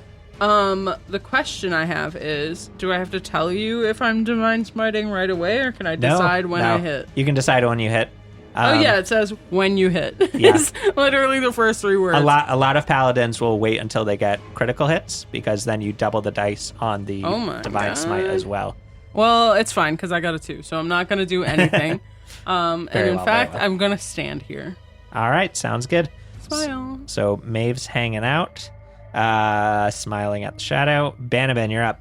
You got a Banabin. shadow, 2 shadows like right over you. All right. I'm going to cast poison spray. Lovely. Cool. On the one attacking you or the one attacking Maeve? At the one attacking Maeve. Love it. Cool. All right. So yeah, Maeve, you take a swing. Banabin, you reach up past her and fire off this poison spray. It makes a Constitution saving throw. Correct. All right, natural 2, so a 3 to save. Nice. Fail. Now, before you roll, Okay. the smoke goes off. It dissipates around the creature, and you discover it's actually immune to poison damage. What? Boo. Mostly because it doesn't need to breathe, so poison does nothing to it, unfortunately. Doesn't even have a mouth. Just a shadow It's immune guy. or like Immune, straight up immune. Any poison damage just goes to 0. I am full on like ineffective this oh no. one. Me too. Oh no. It is a war of attrition between Maeve and Banabin when it comes to these creatures. Yeah. All right, Kara, you're If up. I can hit a shot, unless you have it'll anything take else. half damage Nope. at least. Got it. I don't have anything. I just command Doge to continue to protect Kira. Okay. Do you want to have him do the help action, or do you want him to attack? I will have him do the help action. All right, sounds good. So on Kira's turn, which is now, you'll have advantage on your attack. Am I within 5 feet of any enemies? Yes, there's one right next to you that was Okay. attacking you. Beautiful. I will attack. Perfect. Go for it. And with advantage, Oh, because with of Doge 2.0, which is very nice. It means that you don't have to use reckless attacks to gain advantage. 13 plus 7 is a dirty 20. Dirty 20 hits. Go ahead and roll your damage. Oh! 12 plus 5 plus 2, 19. 19. 19. Go ahead and describe how you kill this one. So my great axe has a being that I just teleported, not this turn, but last turn. It has like a shadowy kind of like aura yeah. around it. But the shadow turns hot pink, and so when I attack the other shadow, its own shadow starts crumbling away to this hot pink aura of shadow. Perfect. Yeah, you And hit it consumes it you like hit the shadow. fire. Yeah. Your pink shadowy axe cuts through. The shadow creature itself turns pink and almost gets like sucked into the aura around your axe as you destroy it. Fantastic. All right. Still got your movement bonus action if you want to do anything else. Yes, I would like to teleport to whoever is in trouble. Perfect. Yes. It's basically a blob of 4 creatures right now. You got the 2 of them in the middle, and then you got 2 shadowy creatures surrounding them. So you can pop right in next to them if you'd like. Can I bring Doge 2.0 with me? You cannot. It's No. just you, unfortunately. Okay, But I'm gonna. Doge has been commanded to help you, so Doge will. Doge is gonna Roomba over. He'll Roomba over. Yeah, I can have him move over. That's fine. Okay, so I'm gonna follow. Go to Banabins. Perfect. Once again, the shadows consume you, and you reappear right next to Banabin and Maeve. Great. And this time that I'm getting kind of like used to my teleporting, I'm starting to sparkle a little bit Got at the it. feet. It's just sparkling a little bit. Cool. Razzle dazzle. All right. We have 2 shadows left and 3 of you guys. I think they're going to take things a little bit more carefully. So, you see the 2 shadows. They're both going to attack, and based on the 3 of you, they're going to attack Maeve and Banabin. What? So first one coming after Banabin. Defensed. Great. Well, instead of a 14, it's a 9. And then the other one is going to attack Maeve. Has Doge made it here in time? He did. Did he use his reaction yet already? Yes, he This did. last time? Oh, yeah, because Well, he used. How long does it take for a reaction to recover? Because he used it for Kira, but when the shadows attacked him, so it's already back. So yeah, he can defend again. okay, he's defending. Great. He's So defending Get fucked, Maeve. Darren. I rolled an 18 and then I rolled an 11. Cool. Oh, meets it beats it though, right? Yeah. So, So it I would was have like, you wouldn't have hit me. It would've been anyway, nice. but you would have. All right, then they're all going to run away and try and hide, which means that everyone who wants to can take an attack of opportunity. Me. Now I hit. Nice. What'd you get? A 16 plus 5. Nice. 21. Go ahead and roll your damage. I'm working on it. Banabin got an 8. Great. So you're missing on that one, unfortunately. I got an 18. 18. Great. So you're now gonna hit. I'm rolling for Doge. Do I add my rage with reaction attacks? Do you add your rage? +2? Yes. Yeah. Okay. 16 to hit for Doge. That hits. Okay. I got 5 damage on mine. 5 damage. Did you want to use your Divine Smite on this, or do you want to? Can I? Yeah. Yes. Yeah. Fantastic. Go ahead and roll the Divine Smite damage, which I believe is 2d8. 2d8. 13. 13 damage. Cool. And 5 force damage to the one closest to Doge. Perfect. 5, and that's going to get halved to 2 because it's non-magical. And I did 5 non-magical plus 10 magical. Great. Do all of you guys want to attack a single creature, or do you want to spread that out between the two? I say Spread. spread. Mhm. Spread it? Okay. How much damage did you say you did again? 5 non-mag, 10 mag. Great. So 12. So the 10 radiant damage gets doubled because they're vulnerable to radiant. As this flash of light from her warhammer goes off, almost like the flash from like a camera. This blinding light flashes out. The shadow itself just gets ripped apart. And when you guys blink and the light goes away, that shadow is no more. The other one is very, very, very, very, very, very hurt. So that one's going to use its bonus action to hide. All right. And it is hidden from everyone's passive. And it is now Maeve's turn. What? So there's one hidden out there. Okay, radical. It's hidden? Yep. Can I try to perceive it? You can use your action to make a perception check if you would Don't like. perceive me, Maeve. Please, no. I got a 2. Nice. Storm distracted me. Yeah, you're still like blinking away the like light of the flash. Yeah, the radiant freaking like amber gold flash. Yeah, you just got spots in your eyes. And I'm It's- like, ah! fantastic. All right, so that's Maeve. Banabin, you're up. Banabin is... Banabin is going to attempt to perceive. All right, sounds good. Go to make your perception check. You got this. You got this. 10. 10 does not do it, Okay. fortunately. And then she's going to command Doge. Because Doge can't... It does not look like Doge has a... He can make a perception check as well, or unless you want him to do something else. He could do help actions as well if you want, or what have you. I will have him do the help action for Kira. Okay, So he's going to attempt to help Kira great. somehow. Help Because me perceive. Bannerman has no idea. Yeah, Kira, you're up next. I would like for Doge 2.0 to help me perceive. Got it. Go. Go ahead and make that check. Yeah, his eyes just like start glowing like a flashlight, and he's like sweeping the area. His tail is straight out. Yep.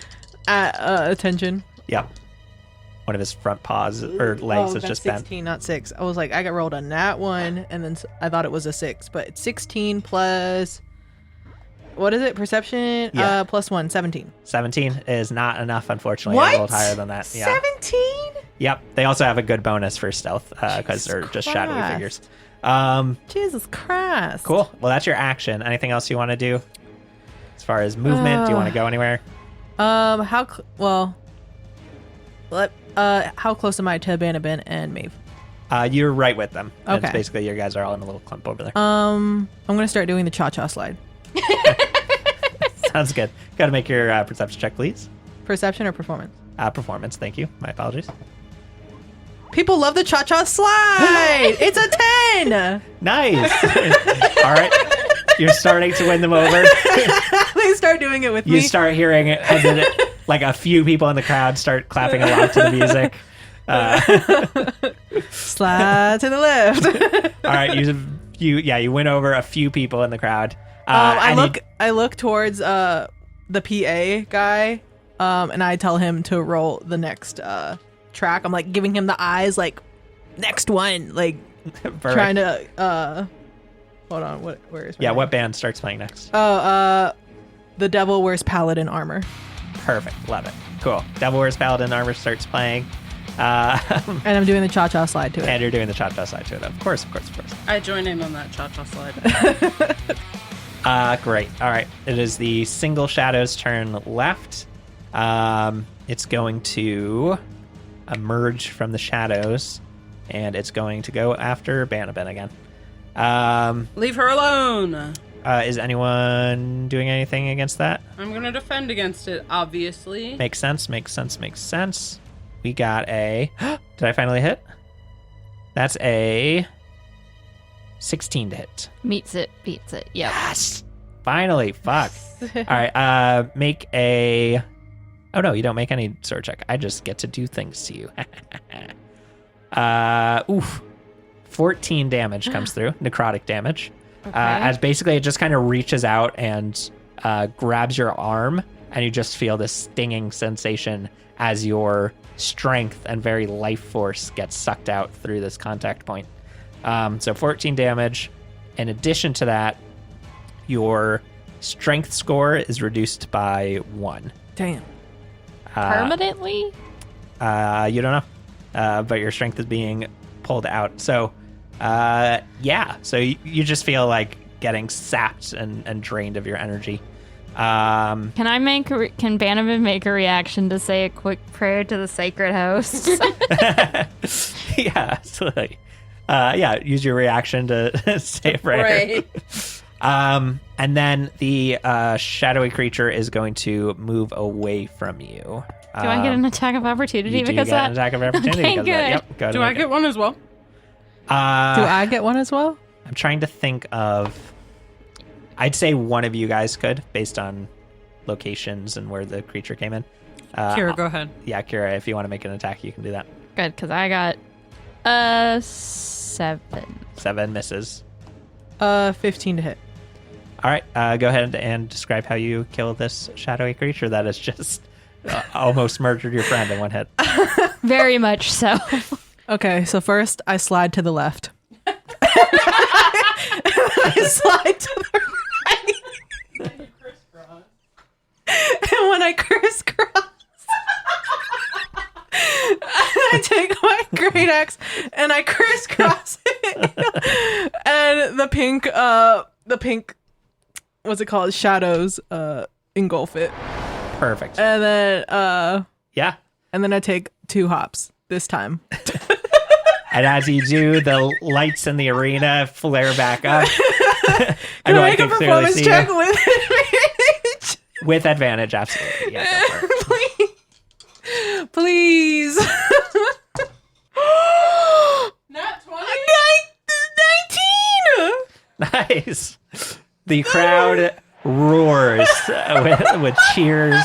Everyone's cheering you on, Everyone's clapping doing the onto the cha-cha music. slide. Everyone in unison starts doing the cha-cha slide. Cha-cha, real smooth. Dun, dun, dun, dun, dun, dun.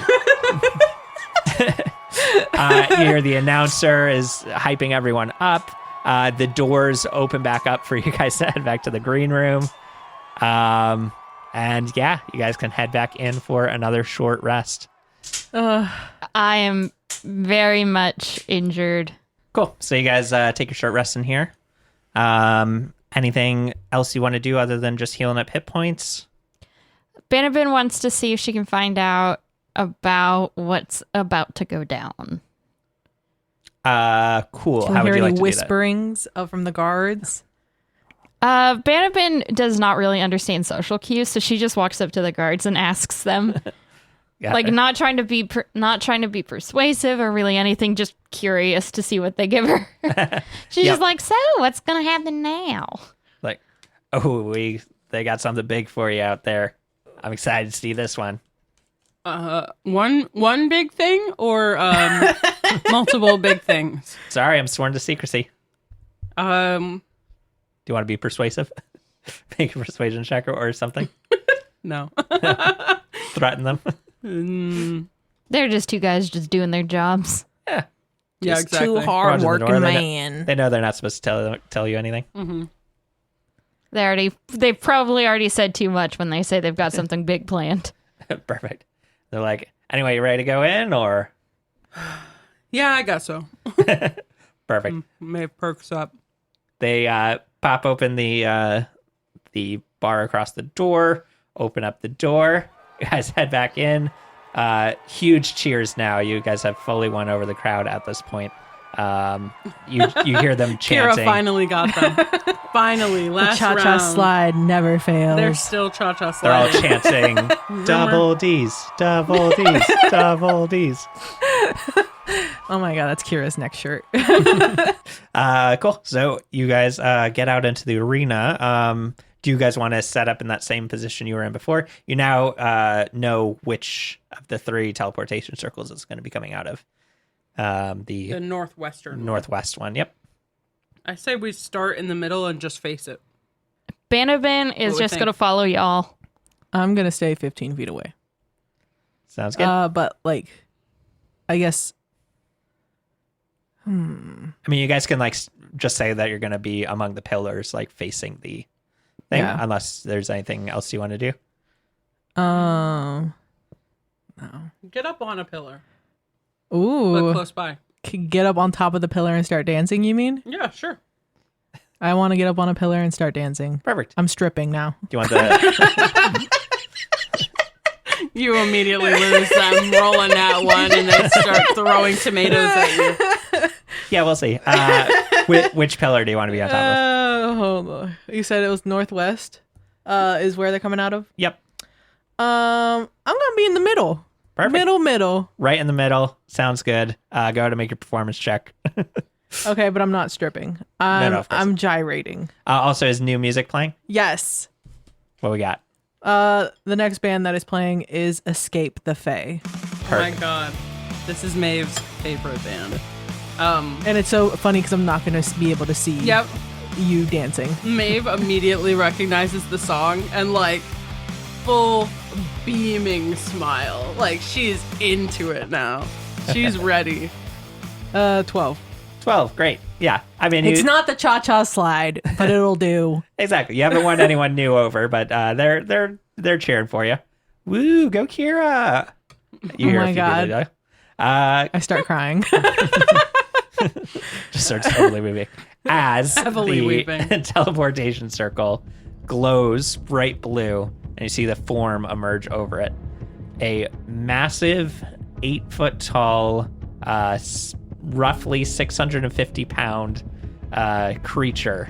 It's almost like a hulking, almost orangutan sort of body shape, orange fur even, with this gruesome drooping face and tusks jutting from its jaw. It's got these massive broad shoulders and arms like cannons, that sort of size and density. And it sees you guys and just starts sprinting at you, running ape-like on all fours, these massive arms in front of it as it barrels forward. Go ahead and roll initiative. Would Banabin know this creature? No, it's not from the Feywild as far as you know. Okay. Got a nat 20. Nice. I got an 11. Which is a 19, by the way. Because I have a negative I 1. love that. But 11 for Bannerman? Yeah. can I have inspiration? For my nat 20 Yeah, roll? sure. Yeah, if you guys want to keep track of those Yay! inspirations anytime you roll a nat 20, feel free. Thanks, girl boss. Of course. Kira? 17. 17. Nice. Not too shabby across the gang here.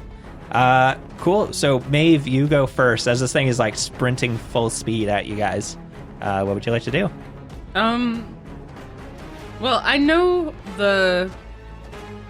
the purpose of this fight is to fight things from other planes. So I'm gonna do a cool thing, maybe. Ooh. Which is I am going to abjure the extraplanar. What does that do? Is it within 30 feet of me yet? Yeah. Since it's sprinting at me? Mm-hmm. Yeah, definitely. So, I will need a wisdom saving throw from you. DC 12. Lovely. Ooh, the tables have turned. I need one from you, Darren. Oh. Natural 19 makes it a 21. Boo! Anybody got like a luck or something that they can impose on Bad Boy Darren? Anybody? I wish. All I do is hit. I mean, I attack. would it be possible that Doge would possibly be... Well, no, that wouldn't even help, because I was like, could that help? No. But no. Nope, unfortunately not. I'm so sorry. It's also a fairly wise creature, so it has a decent bonus. But yeah. Well, then that's it. That's all that. I do. I'm really sorry. I stand here and I kill myself in front of the entire crowd. Is that a spell? It's a channel of divinity, Oh, gotcha. which Cool. is even worse than a spell because I only have one of those. I'm so sorry. You're my enemy and I hate you. Yeah, I try. Do you want to move anywhere? No. No? All right. Stand your ground. Kira, you're up. You're also on top of this pillar. I am. What would you like? How far away is he? About... Let me see. Am I at his head height? He's about 15 feet away. No, the pillars are 15 feet tall. It's about 8 feet tall. So below Okay. you a bit. Could I, Assassin's Creed, jump on him? Yeah, sure. Yeah? Yeah, go for it. Yeah? Yeah. I really didn't think that was going to work. You're going to make an acrobatics check for me. Okay. Or athletics, whichever one you would prefer. I would like to rage before I do this. Yes. You can rage. Actually, can I rage while I'm falling? Yeah.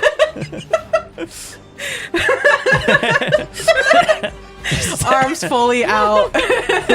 Christ knows as you fly through the air. Yeah, go. So let's start by making an athletics check. Athletic. And because you're raging, you can make that at advantage.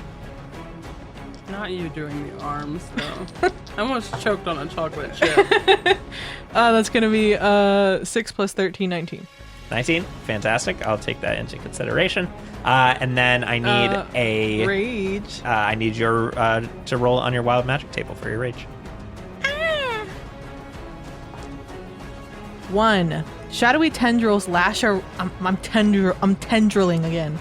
Each creature of your choice that you can see within 30 feet of you must succeed a Constitution saving throw or take 1d12 of necrotic damage. You also gain 1d12 temporary hit points. Got it. Did it say every creature or every hostile creature? What did it say again? Each creature of your choice that you every can choice. see. Great. I was gonna say if it was gonna hit Banabin or Kira, or sorry, Banabin or Maeve. Beat that, Darren. I got an 18. Wow. Sorry. Does that go? Is that just when you rage, or does that keep going? I think or it's do- just when I rage. Okay, but you still get 1d12 temporary hit points. 11. 11, nice. So go ahead and add that to your temp HP box. Okay. Yay. Cool. Okay, I'm assassin creeding onto him. And Lovely. My tendrils try to like wrap around him, but he like try to wrap around his face as if I'm going in for a kiss. But he's like, ew, gross. Yeah, it like puts up its hands, like trying to push you back as you come in. Great, and you still have your action. So if you want to, And I would love it. to attack from Great. above. So because you rolled a 19 on your athletics, you'll go ahead and take advantage on this attack. What? This is the Good best thing you rolled well and day. not poorly, because that would have been bad. 13 plus 7 is Nice. a dirty 20. That hits. Go ahead and roll your damage. 8 plus 5, 13 plus 2 is 15 damage. 15. Right on his noggin. Nice. Go. Yep, you Bonk. come right It's in. like a Donkey Kong, right? And I won't say that it'll actually hit its noggin because 15 isn't a whole lot of hit points according to his hit points. So he puts up his arm and it glides right into his arm, and then he rips it away and roars in your face. He's still looking mighty healthy. All And right, I'm on his head. perfect. So you're standing on top of him. Great. Does he have hair on his head that I can hold on to in case he starts running? Yeah, he's got Like Ratatouille. yeah, roughly like my crew cut level hair. Okay, perfect. Is what he's got up there, so you can do that. And that level of hair is covering his entire body. Cool. That is Kira. Now it's the Bargura's turn. He is going to. Yeah, I think he's just gonna freaking start attacking. Yeah, he's gonna reach back and try and grab Kira and throw you to the ground. So we're gonna get an attack from him. He's also going to recklessly attack you. He has reckless attacks as well, so he's gonna get advantage on his strikes. First one is a 17 to hit. That hit. Great. He just grabs you off of his back and throws you to the ground, doing a total of 10 damage. Halved. Half to 5. And then he's going to wail down on you with a fist, colliding you straight into the ground again with a 19 to hit. He's yelling about consent. He's like, no one kisses me. How dare you? 6 damage, half to 3. I'm not looking good, guys. It's looking bad. It's almost taken up your temp HP. And then Almost. again, he's got these like massive hands and arms. He just like grabs you entirely and lifts you up and bites your shoulder because he has. Oh my a god, attack. consent! Calm down. How do you feel about it? I have a boyfriend. Malorus is like, yeah. And then, before you can think, you're being bitten with a 20 to hit. Damn. 14 damage, half to 6 from the fight, from the bite. Oh my god, RIP your temp HP. Yeah, but you could have missed one of them. Like, I was enjoying having my little temp HP. That's the Barlgura, and yeah, it's just gonna be right over you, just pummeling you as much as it can. You're withstanding a lot of damage, which is crazy. Those first few hits, when it was colliding against you with its fists and throwing you to the ground, you were just like still had these like shadowy tentacles around you that were like protecting you and deflecting blows that were coming in. But it's now dissipated at this point. It's punched through you. Banabin, you're up. Bannerman has just seen Kira get pummeled. Absolutely pummeled into the ground. Now you're up. Yeah. Let's see here. Banabin is going to. How close is Banabin to all of this? To the creature, you are like 15 feet. Okay. I am going. Banabin is going to shoot her pistol. She's got a gun! She got a gun! Bunny got a gun. All right, go and roll your attack roll. 17 to hit. 17 hits. Go to roll your damage. Yay! Okay, D10. She hit, and it wasn't even one of us. I got a 1 plus 2 is 3. Nice. 3 piercing damage. Nice. Cool. Yeah, you fire across. It just goes straight into its like meaty shoulder, and just kind of disappears in there. It hurt it a little bit, technically speaking, but it barely even noticed. It's just like over top Kira, just pummeling down with both fists into the ground, Hulk smash style.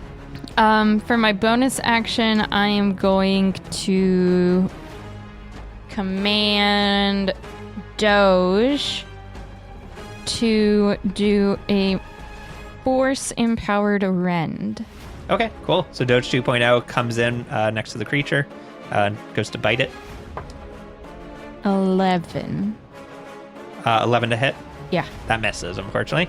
It comes in and it like just bites its leg, and then the creature just shakes him off, getting very angry at this little group of guys. Cool. Anything else? Nope. All good? Banabin probably has told Doge like to go and attack and then come back Okay. to help. Do you Maeve. want to... Got it. So Doge is going to go back and just kind of connect with Maeve. Yeah. Are you moving anywhere? Do you want to like move to a position just out in the open, firing your pistol at the... I'm right next to Maeve. I have not moved. Okay, cool. So the two of you guys are next to each other. Yeah. Great. We're up to Maeve. Cool. Unfortunately, I will need to leave your space. So I'm gonna... With Doge following. Yeah, I'm gonna get up on the creature And I'm gonna do my one enlarge reduce, in which I am going to be enlarging myself Okay. to double my size. Got it. Cool. Yeah, so perfect. So I like step away from Banabin a little bit, and then I just fists together, boom, and I'm big. Perfect. Yeah, And I you grow, double in and my size. You're weapon now grows. you're now the same size as this Barlgura in all dimensions, like this giant stocky creature and this giant stocky woman. Perfect. King Kong v Godzilla. You can choose which one you want to be. I pick Godzilla. Yeah, I was about to say Godzilla's a girl boss. Godzilla's the one that shoots lasers. Yeah. And serves no, just kidding. Also, I described this creature as ape-like, so it makes sense as Yeah. King Kong. Cool. All right, so you've enlarged. You want to move anywhere? You happy where you're at? I kind of so I'm up on it now.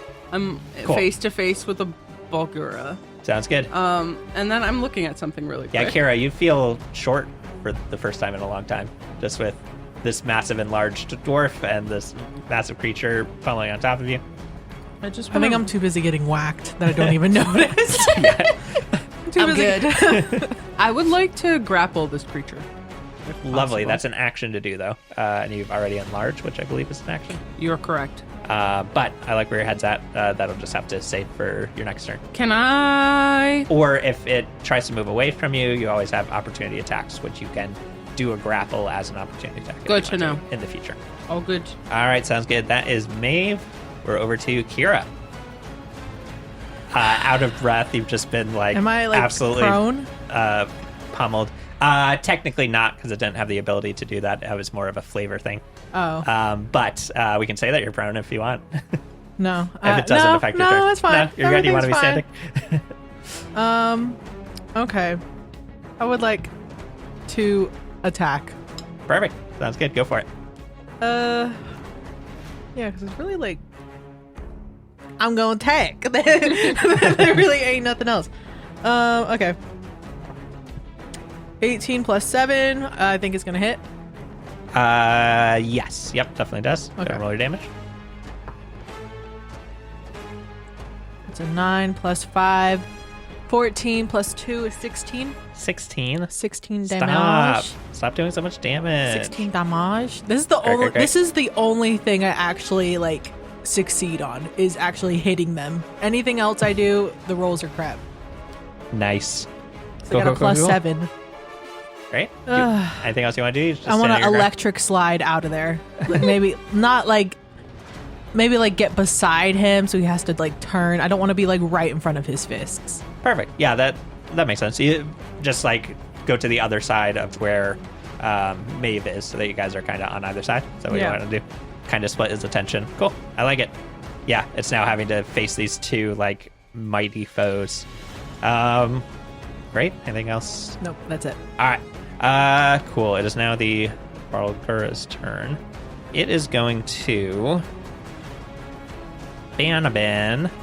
You're shooting at this creature, and it turns to face you, and just grasps the air like as if it's grabbing you, and you just the ground itself, this sand and rock below you, forms a fist that comes up and tries to grab you and restrain you in place. So I'm gonna need a save from you.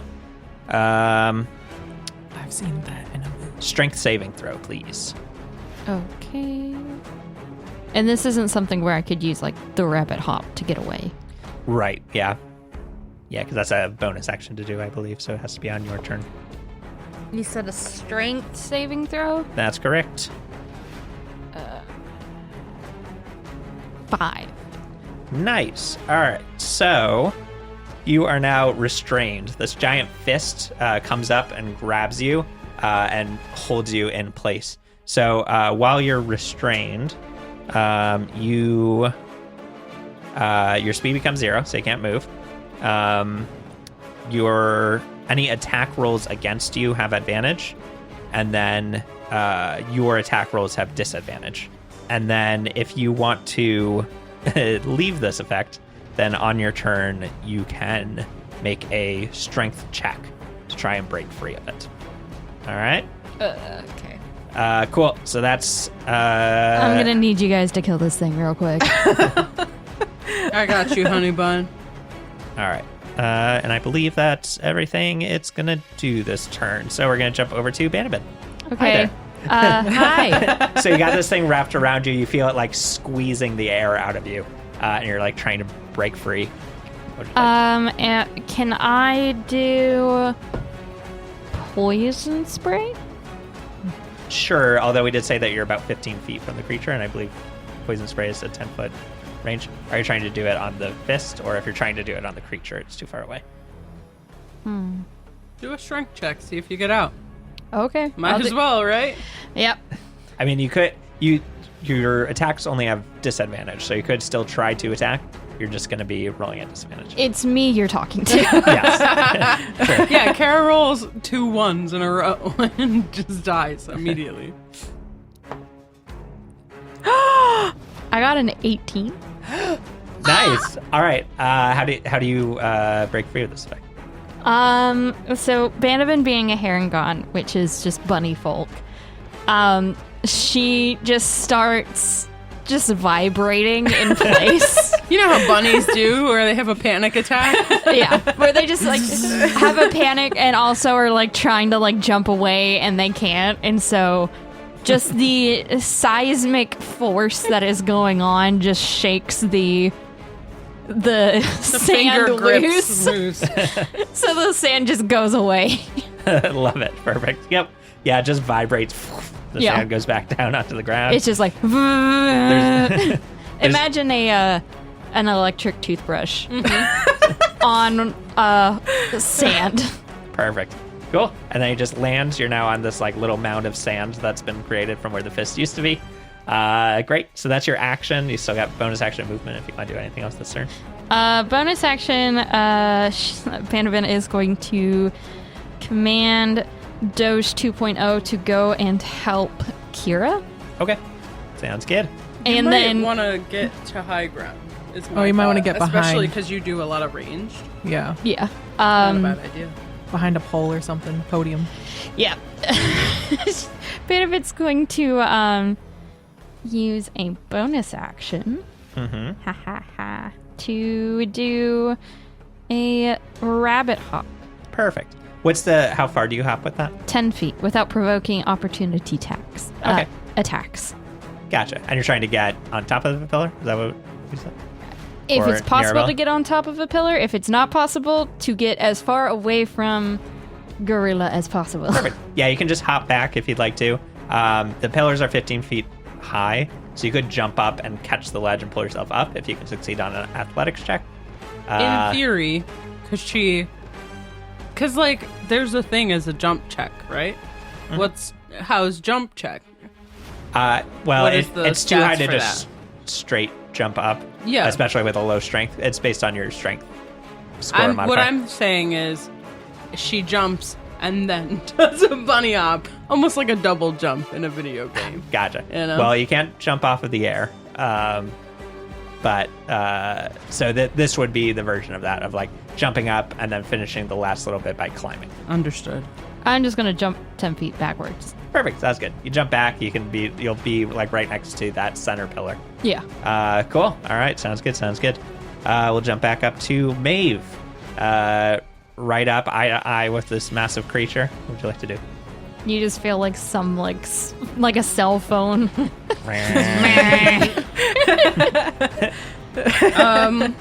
Woof woof.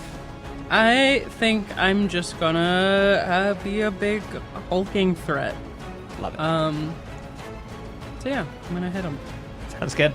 Gotta make your with my attack roll. weapon. +5. Still low. 12 to hit. 12 does not hit, unfortunately. Yep. You swing down, it sidesteps you, and this now massive hammer glides down on the ground. The rock itself below the sand cracks. Bring your hammer back for your next attack eventually. Anything else you want to do on this turn? Nope. All right, Kira, you're up. I attack. Makes sense. 12 plus 7 is a 19. 19 hits. Go ahead and roll your damage. Stop hitting my things, please. Ooh. 2 + 5, 7 + 2 is 9. Perfect. Sounds good. All right. Starting to look a little bothered. And it's now its turn. Come at me, Maeve bro. looks threatening, but Kira's the only thing that's really done much damage to it. So it's going to turn to you, Kira. Don't forget, Doge is over there. Yep. So if you want to use it's going to recklessly attack you. On this first attack, do you want Doge to defend? Yeah. All right, sounds good. So it's attacking down with its fist. It's going to roll flat because it's rolling with advantage. And I rolled a natural 20.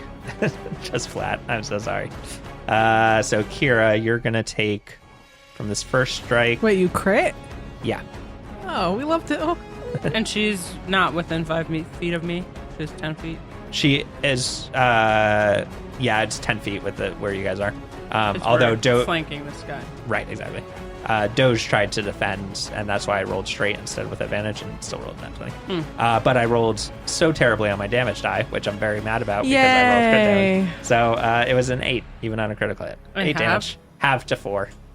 We love. All right, second attack with its fist with advantage. I rolled another nat 20. Maybe I'll roll better on the damage this time.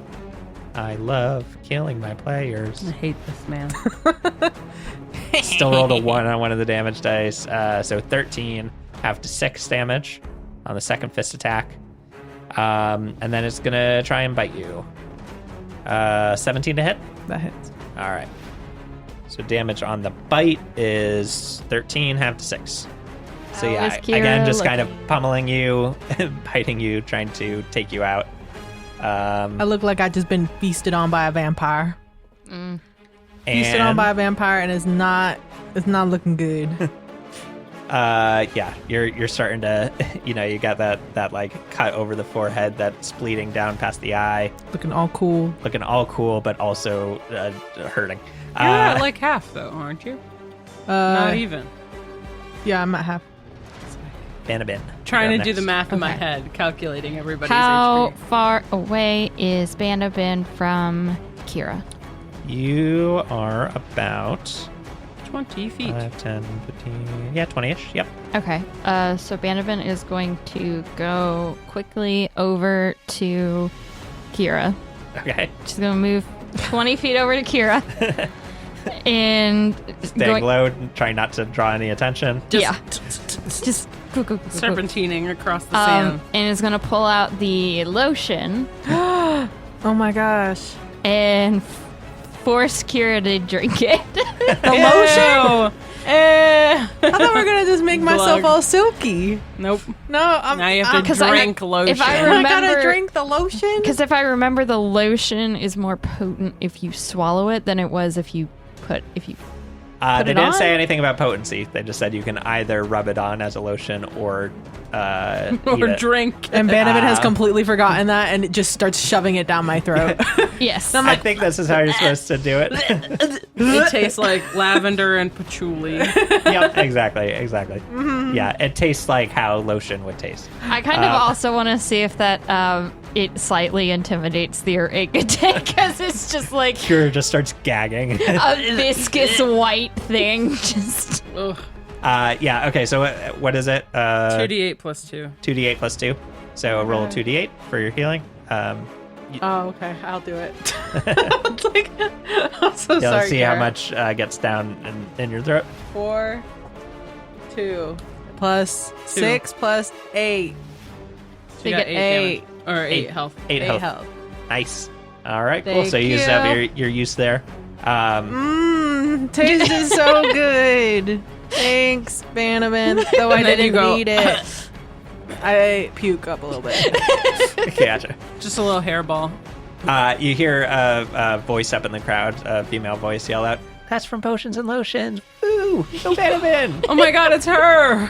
She's here! Oh my gosh. Banabin's girlfriend's here. So that's 20 feet of movement. You have 10 feet left. If you want to move anywhere, I want to go and attempt to go at least, if I cannot make it fully behind a pillar, at least partially behind a pillar. Sure, you can get next to a pillar, so you're not completely behind, but you're near one for safety's sake. Yes. Cool. All right, that's your turn. Can there. Banabin also do an insight check to see if the Baldur was intimidated by Sure. the force feeding of lotion? Yeah, sure. What kind of check are you making? Intimidation? Or insight to try and figure out what it was thinking? Yeah, insight. I got a 13. Nice. You see an expression of just like it pauses for a second, like almost grossed out, watching Kira just like gag on this stuff. Nice. Banabin goes, great job, guys. It gets grossed out. Maeve, you're up. Wonderful. I would like to. So here's the question. Shoot. Okay, because now I have advantage. Mm-hmm. Does that only apply to attacks, or does that also apply to my grapple? That would be. Because he reckless attacked. Gotcha. It's just attacks. Wonderful. Joke's on you. That was a trick and a bait because I'm large, so I already get advantage on it. Oh, on the On a grapple. on a grapple. That's what you like to do. Checks. Yeah. Cool. So we've already got advantage on it. All right, so you're making an athletics check, and it can make athletics or Oh, acrobatics. it's athletics. It's not strength It's for grapples. athletics is strength based, so you still get advantage on it, Okay. right? I don't know. Do you get advantage on strength checks? Yep. Strength checks Perfect. and saving throws. Yep. So athletics is considered a strength check. You just get to add your athletics bonus. That's nice for me, actually. Nat 20 plus 5. Damn. Nice. So that beats its 14. Great. So you got this thing grappled. Get your inspiration. I already have inspiration.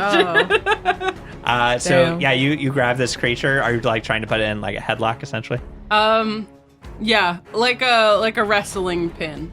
Cool. All right. Sounds good. So speed becomes 0. And that's basically it. Cool. So it's not moving, not going anywhere. Don't my allies now get advantage on attacks against it? No, grappling doesn't Boo, do that. it unfortunately. just stops them Just from stops moving. it from moving. Yeah. So it's Unless good I'm if it's moving anyway. if it's good, really good for opportunity attacks because if it's trying to run away, you can grab it and stop it from moving. But in this case, do you want to rewind and redo your turn if you have that knowledge? No. Okay. Sounds good. Holding it in a headlock. Kira, you're up next. You now see this thing is exposed and being held by Maeve. I would love to attack it Makes with sense. advantage. Yep. Go ahead. Wait, why with advantage? Because it recklessly attacked. All attacks against it have advantage. Ooh, that's a 15 to hit. 15 just barely hits. Go Oh and roll my your god, damage. thank god. I rolled an 8 and a 2. I wish you didn't have advantage. Oops. 6 plus 5 is 11 plus 2 is 13. 13. 13 damage. Lovely. All right. Cool. Thinking for flavor, can I bite it? Bite it back. Sure. Sounds good. Just Yeah, a little you're- chomp. Your little cat fangs. Just, Yeah. Yeah. Sure. Cool. Yeah. You bite it. That's when you give like the quip that it was giving you. How do you like it? Yeah. How do you like it? Stop it. do you like it? As I have it in my mouth. Perfect. Cool. All right. Sounds good. That your full turn? Yep. All right. It's going to try and fight Maeve. Yeah, because it doesn't want to break free. Because breaking free of the grapple is a whole action. It's just gonna just start like you've got it from behind, and it just like starts like trying to reach back and punch you in the face and like bite your arm that's like got it in a headlock. Understood. After being bitten by Kira. Yeah. Yeah, so definitely it gets disadvantage, right? Because I'm biting it. Sure. We can say that. So it's going to recklessly attack with advantage. I got a 17 to hit. No. Got it. Now here's a question. Oh. If you're grappling it, would your shield be effective here? Yeah. Yeah, if it can fully attack, you can hang on to a shield. That's fine. I'll allow it. If it Whatever. doesn't get advantage from being held in a choke, or a disadvantage from being held in a chokehold, I get to hold my shield. Yeah. All right. Second Sorry, one's D&D. 26 to hit. That obviously hits. I don't does even it? know why you would ask. Oh, interesting. 7 damage. Okay. And then it's just going to try to bite your arm. Okay. That is a 21 to hit. And I rolled terribly on the damage, so another 7 damage from the bite. That's terribly. Yeah. So a total of 14 damage comes through there. Yeah, just trying to throw you off by just punching you to death.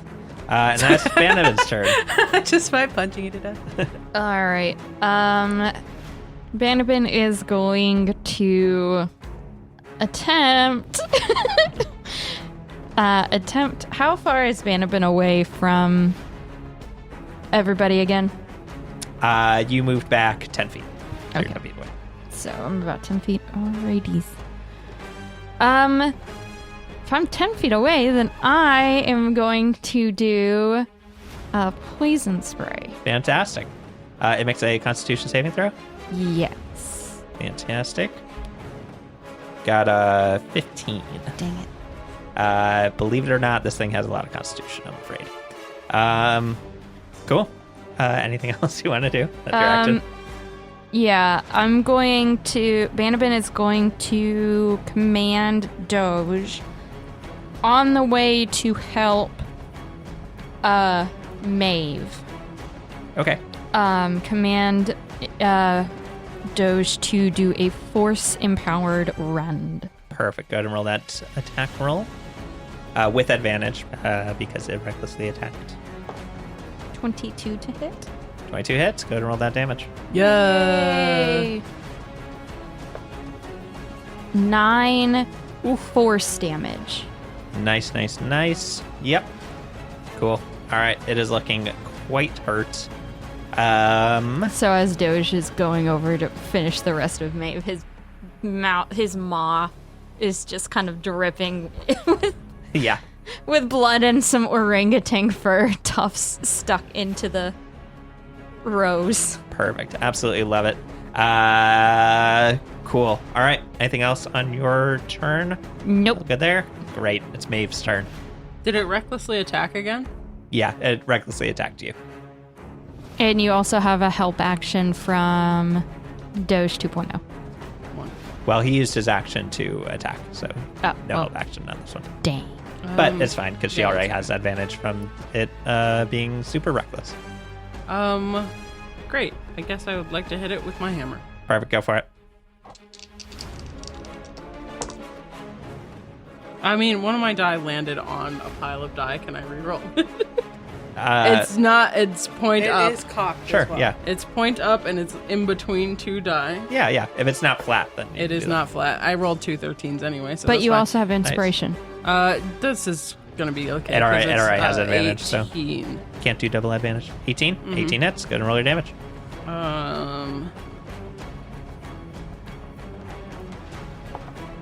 That is 8 damage. Nice. Plus I roll a d4 Ooh. as well. Oh, right. Yeah, because you got your now massive hammer. So you have Plus extra 2, damage. so 10 damage. Nice. Cool.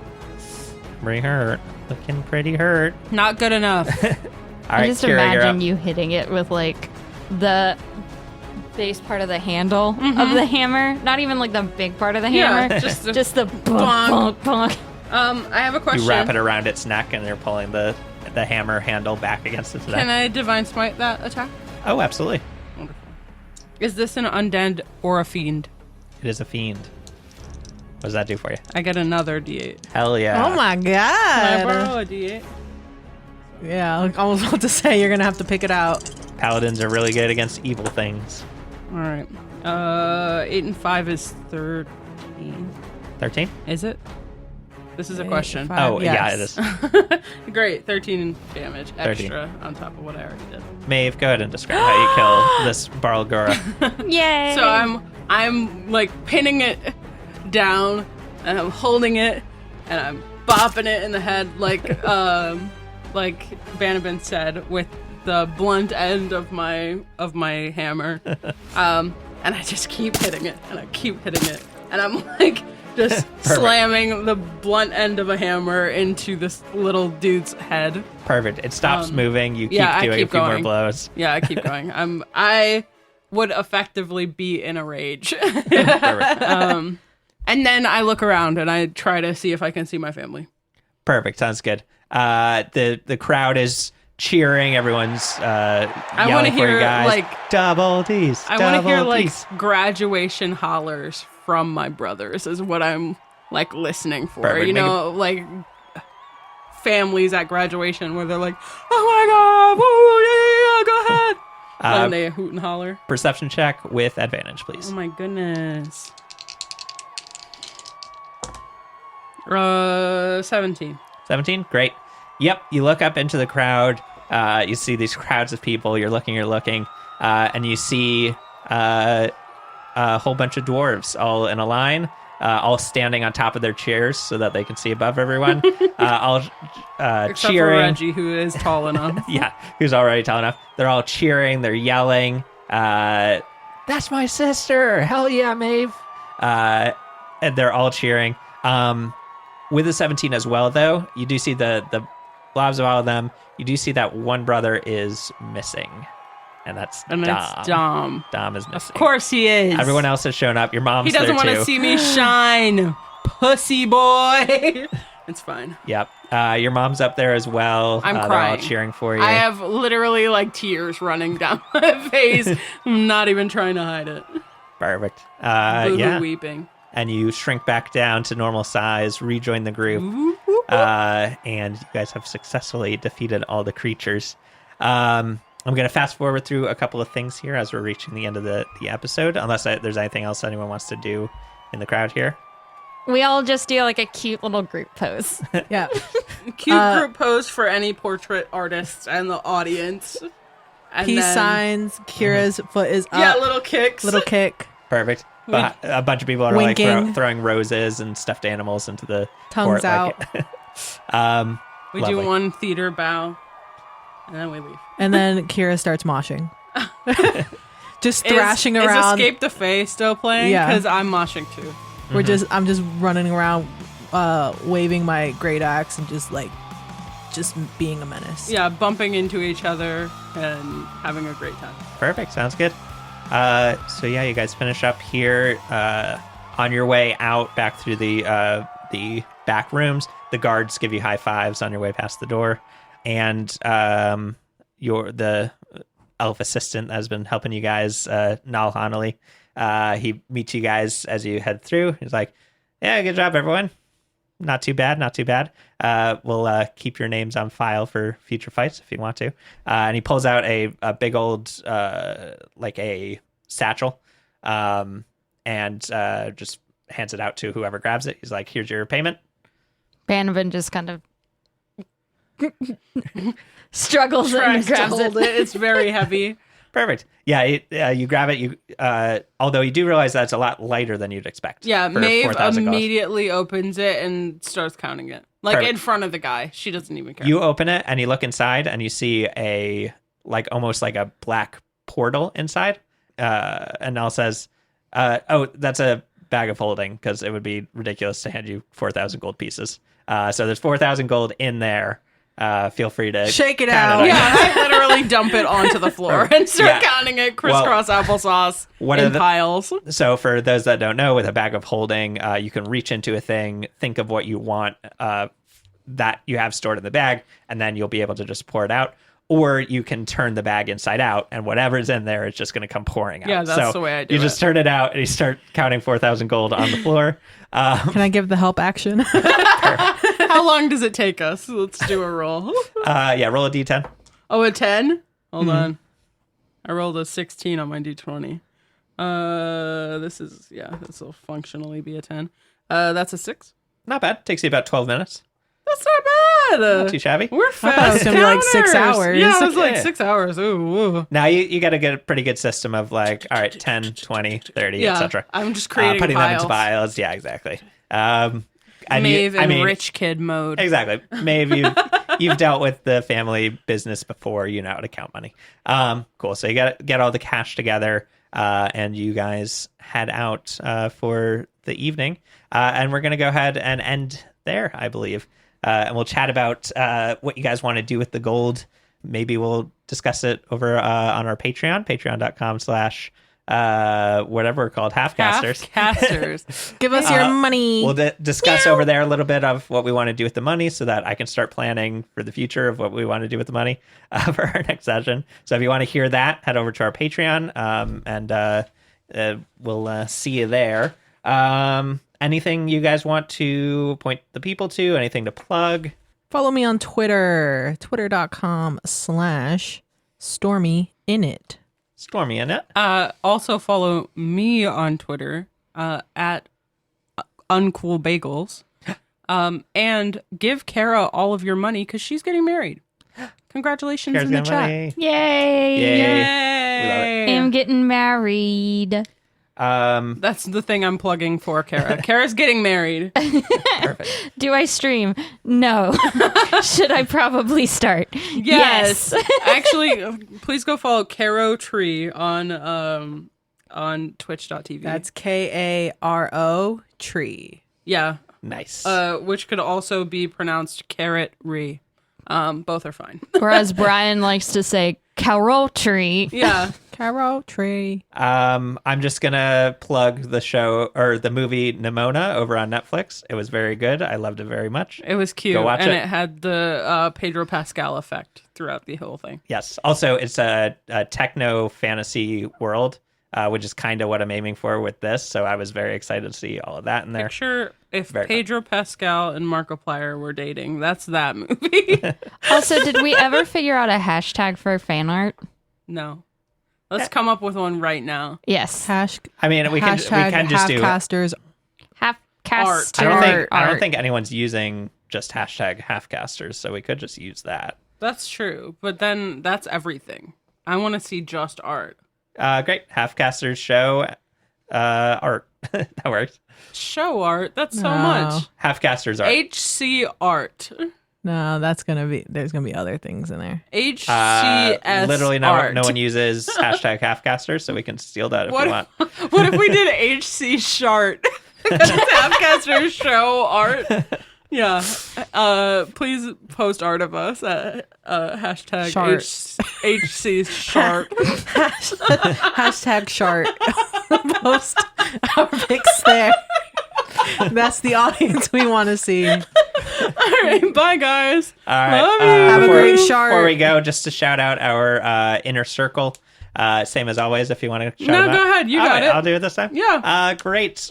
Just to shout out our inner circle, we got Heather S. We got Michael C. We got Kara, who we love. And Oh my Who's god, that? she's finally here for us to do it. Thank you And- so much, Kara, for Thank supporting you.